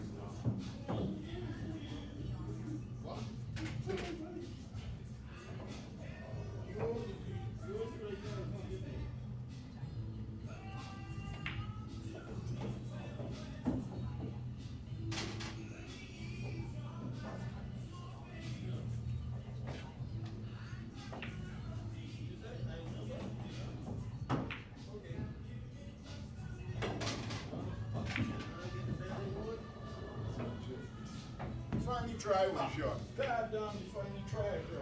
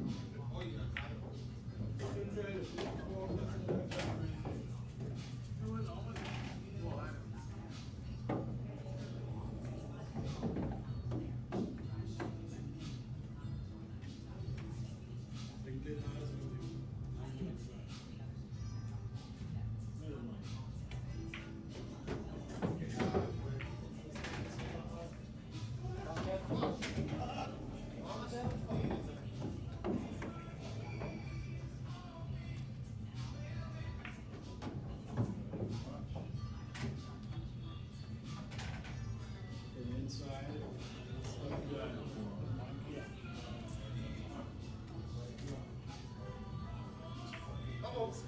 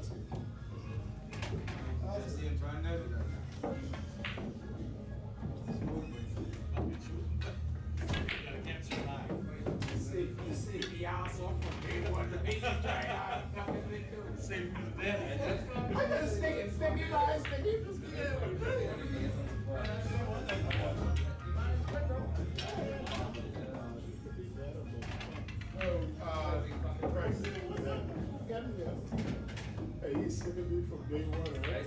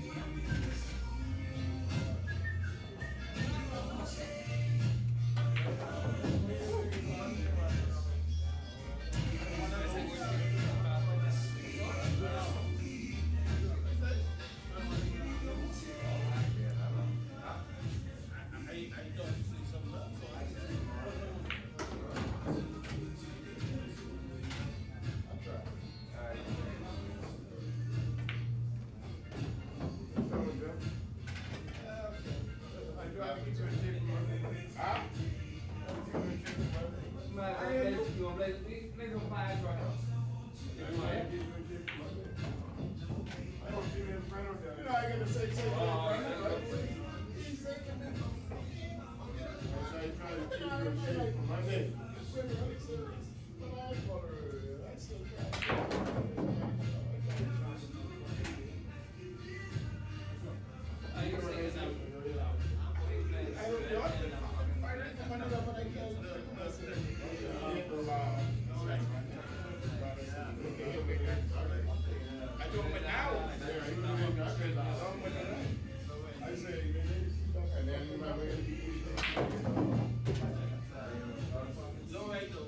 Yeah, I know what the fucking is. Now you know I know the fuck I gotta do. I can tell you exactly what you do. You shoot that fucking yeah. You shoot that dance street. Fucking tricky.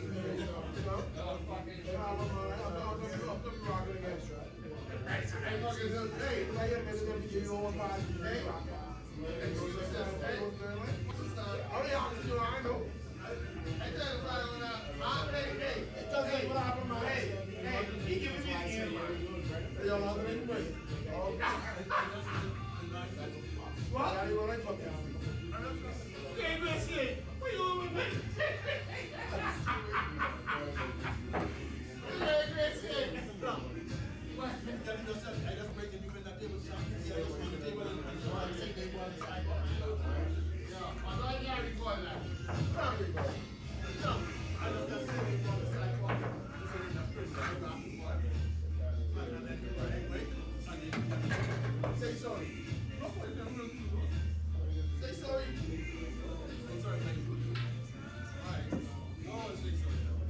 One drop of this.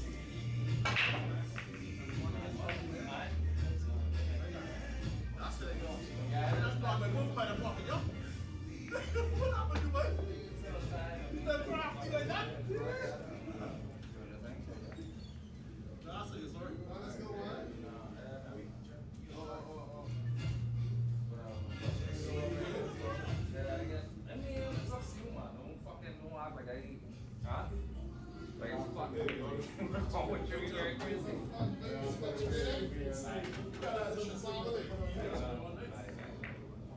What?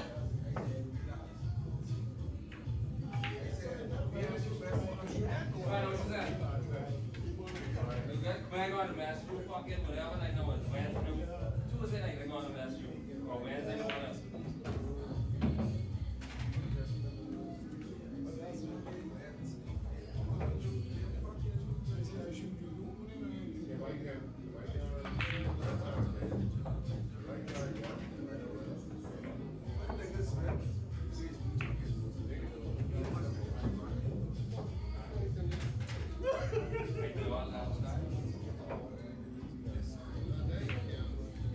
That's the fucking man I know.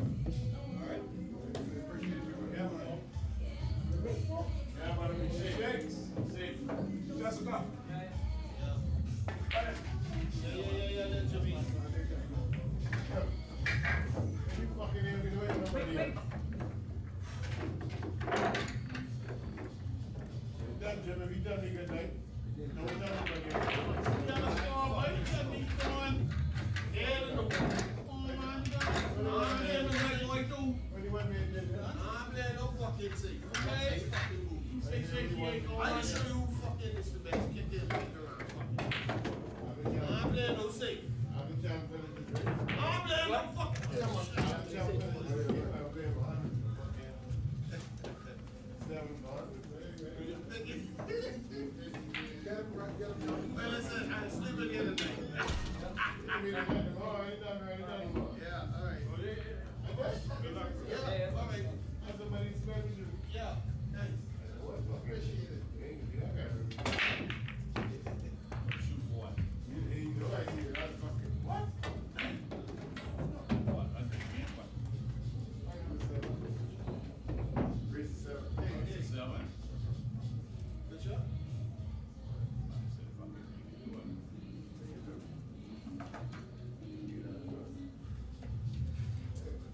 I don't play that, you know.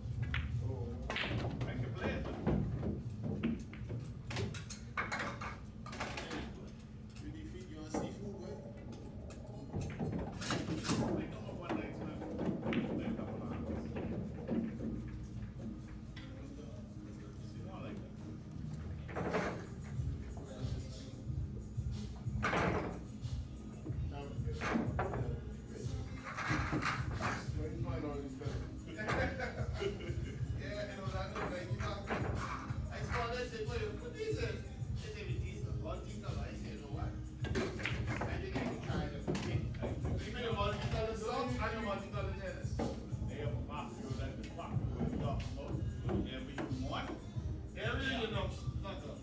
Everything in there.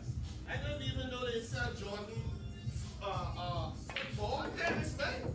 Yeah, man. Josh, yes, oh, yeah. Great name that we got for that. Yeah, we're jumping Factory Price, man. Factory Price. Like, I did it in a factory store, Polo factory store, Chattanooga, Tennessee. What I know. They're so used to it, they're going back. We didn't stop, man. Put 4 straight on you. Yeah. If you try and break through a kind of straight. Yeah.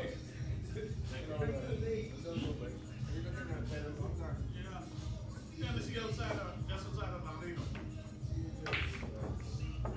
Right. Then you see the shape they make in this shape. It's not yet.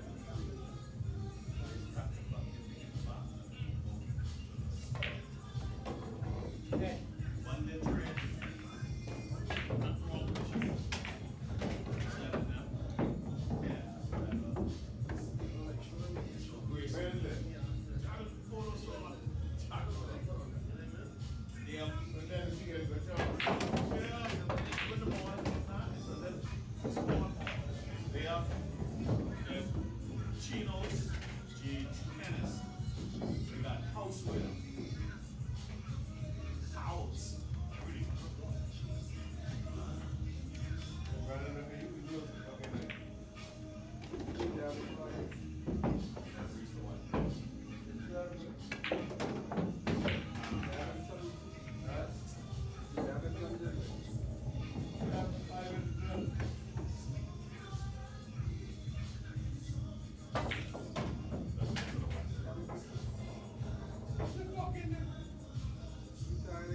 Everything.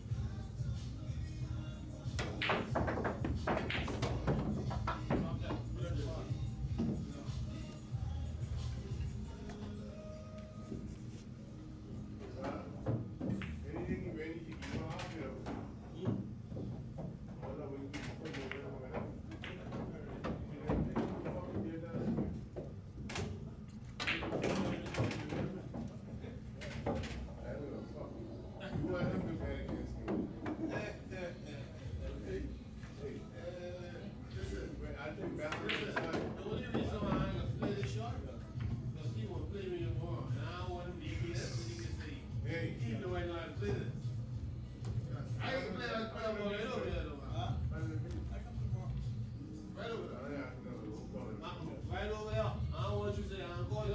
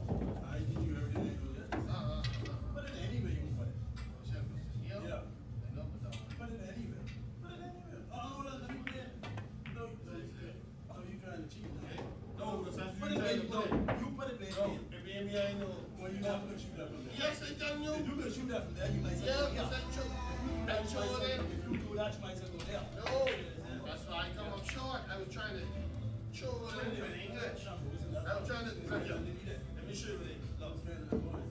That's what I did. Oh shit, still in the game. Close to it. I massed around it. No. I put the video in the line. No, it was like that. It was never that line. I Massed around it. Alright. I tell you what I did. Say, Right. That's what I did. That's why you're coming down. But automatically in the deal. Hello? That's a one-shot play. See, because in here. One-shot play.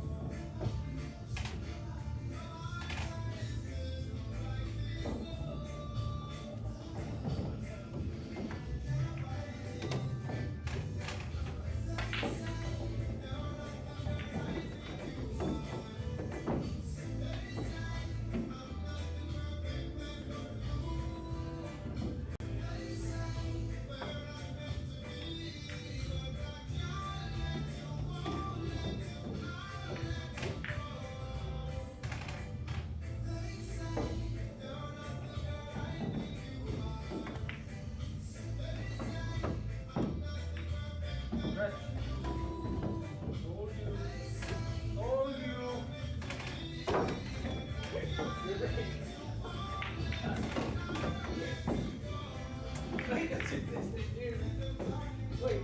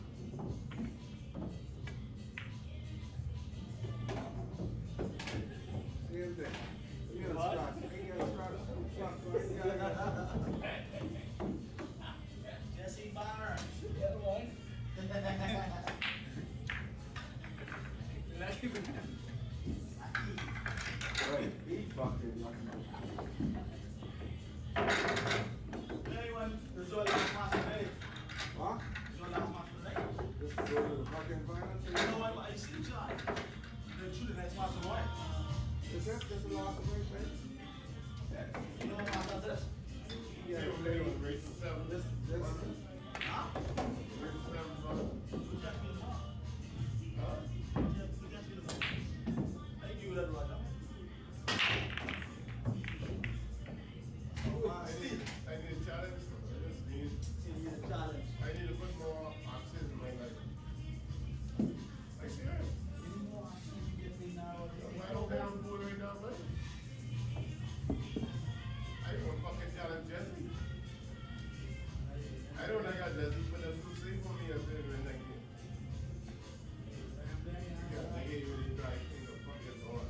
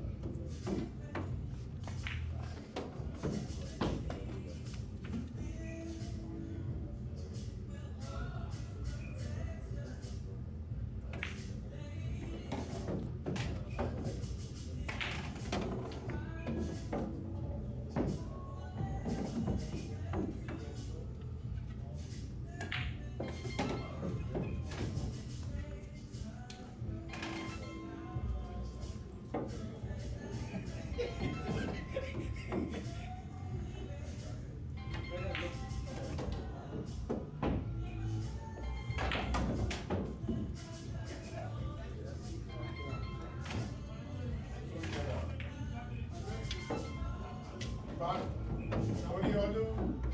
Jesse? Yeah. Jesse, I bet $100 this time. I got it. Hear me? I don't want to bet, but I bet $100. I think you gave enough place to be.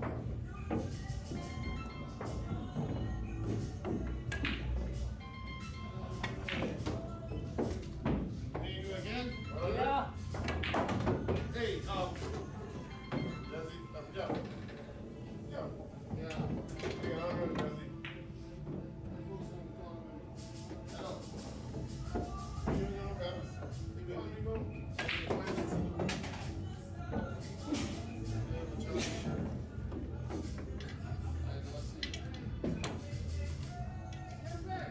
The voice is like you do a second. Yeah, we should go. Remember we said, but I already tell you all to go on the 6th, one match, the 6th. Yeah. That's it. One match. 6. One mark to 6 on that side.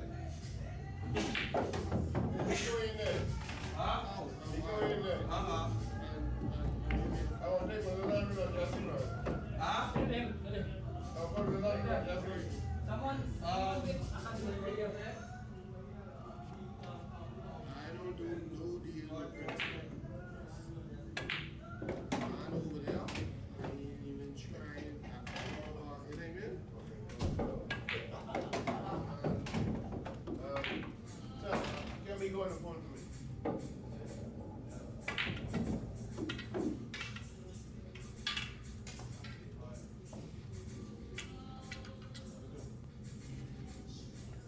Get me going to phone for me, right?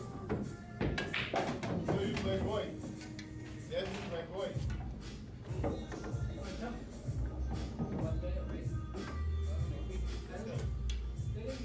There to them.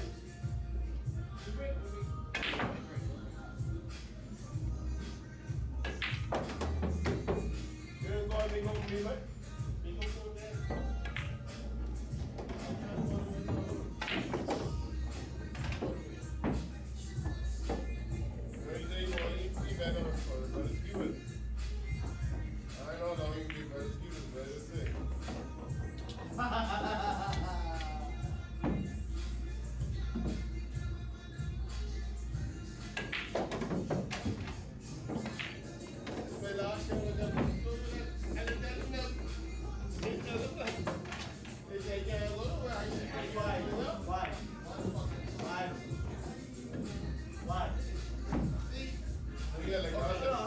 Some niggas will go from fucking beat.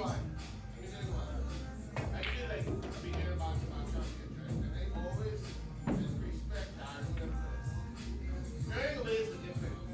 Right?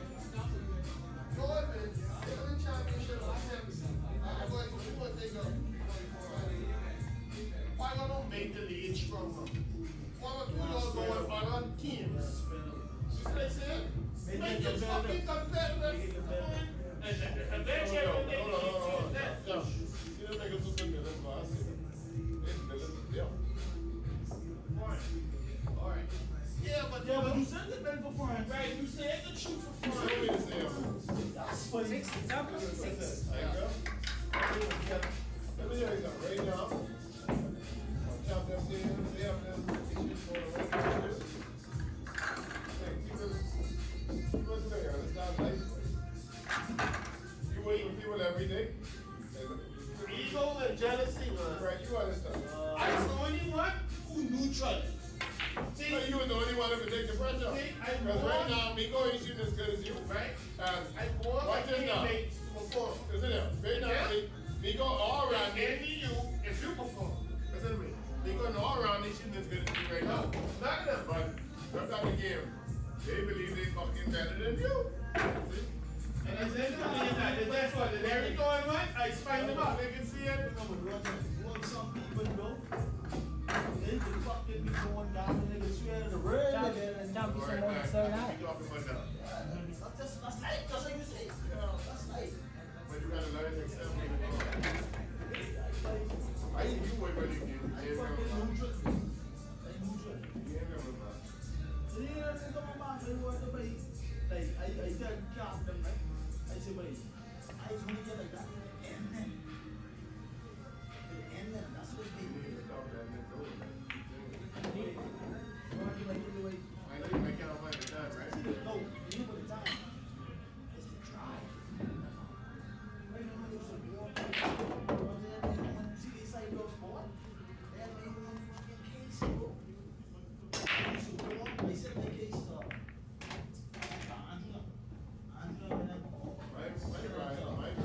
I use that as but it's this side of the camera. I won't win. I won't win. I don't want them to be talking to me, say, I will in them, they fucking, well, we can kill fucking balls, but we can kill balls. I used to go to fool, Lord. Thank you, partner. Fucking take the boys, hold the machine, my boy. And practice like that. Then they bring down that sign, like, I'm the best boy there. Pandemic coming, it's like,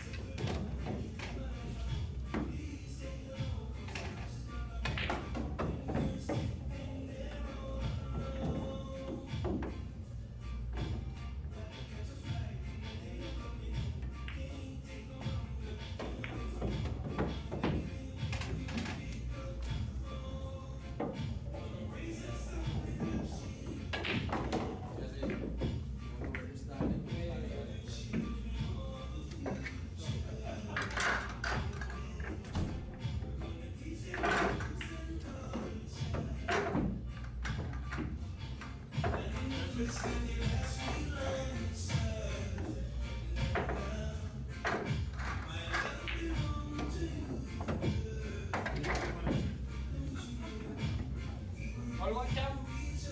1-1. Yeah.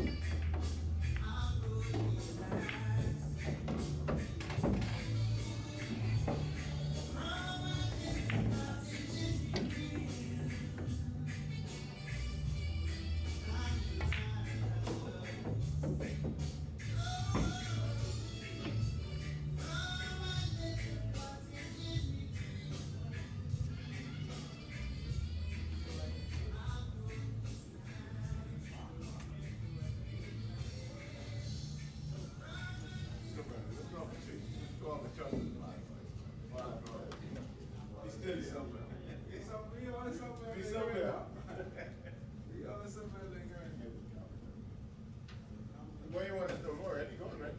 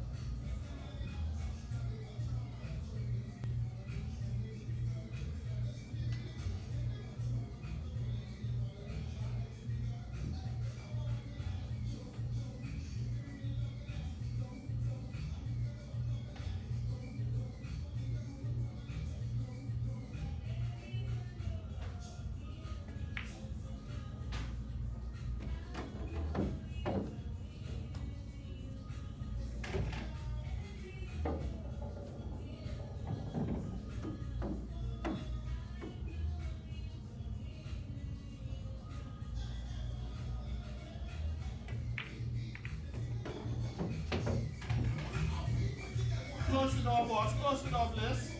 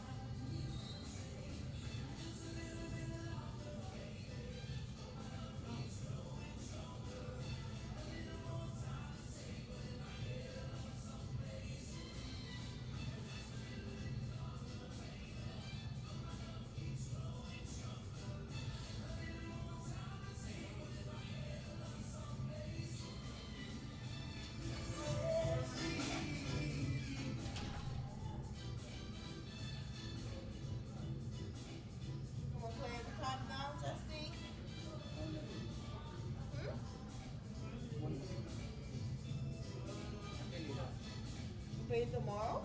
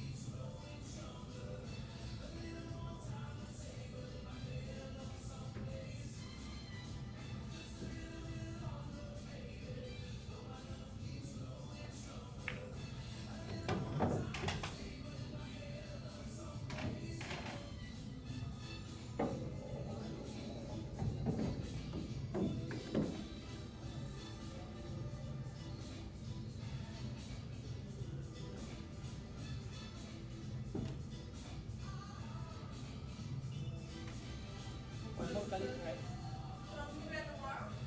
Yeah, one more colleague. Give me one more. One more colleague, please.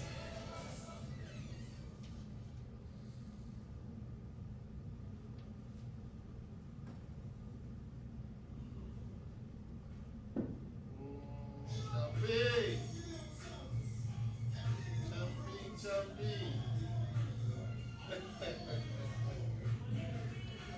Alright, buddy.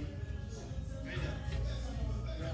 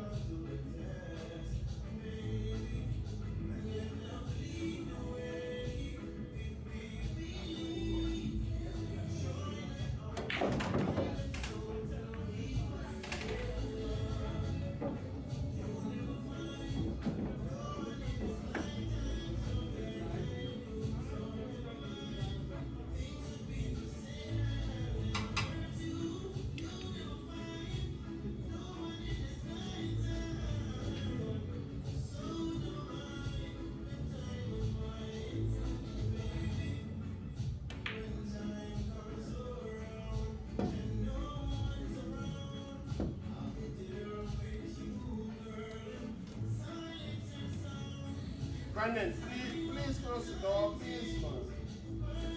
The music too loud. You know what I mean?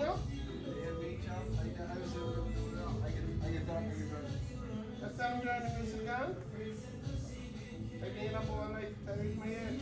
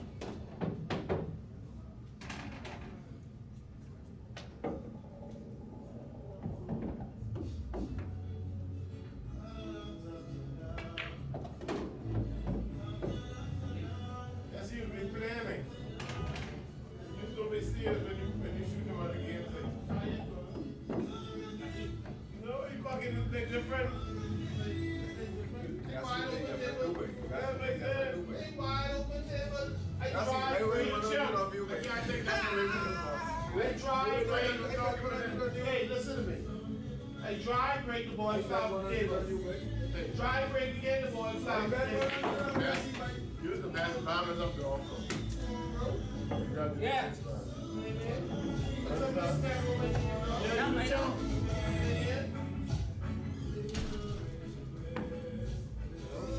I beat him once, he beat me once.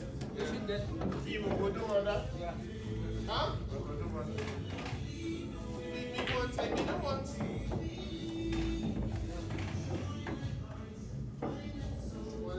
Yeah. Let's make this quick, please. Let's make this quick. Yeah, show you. Let's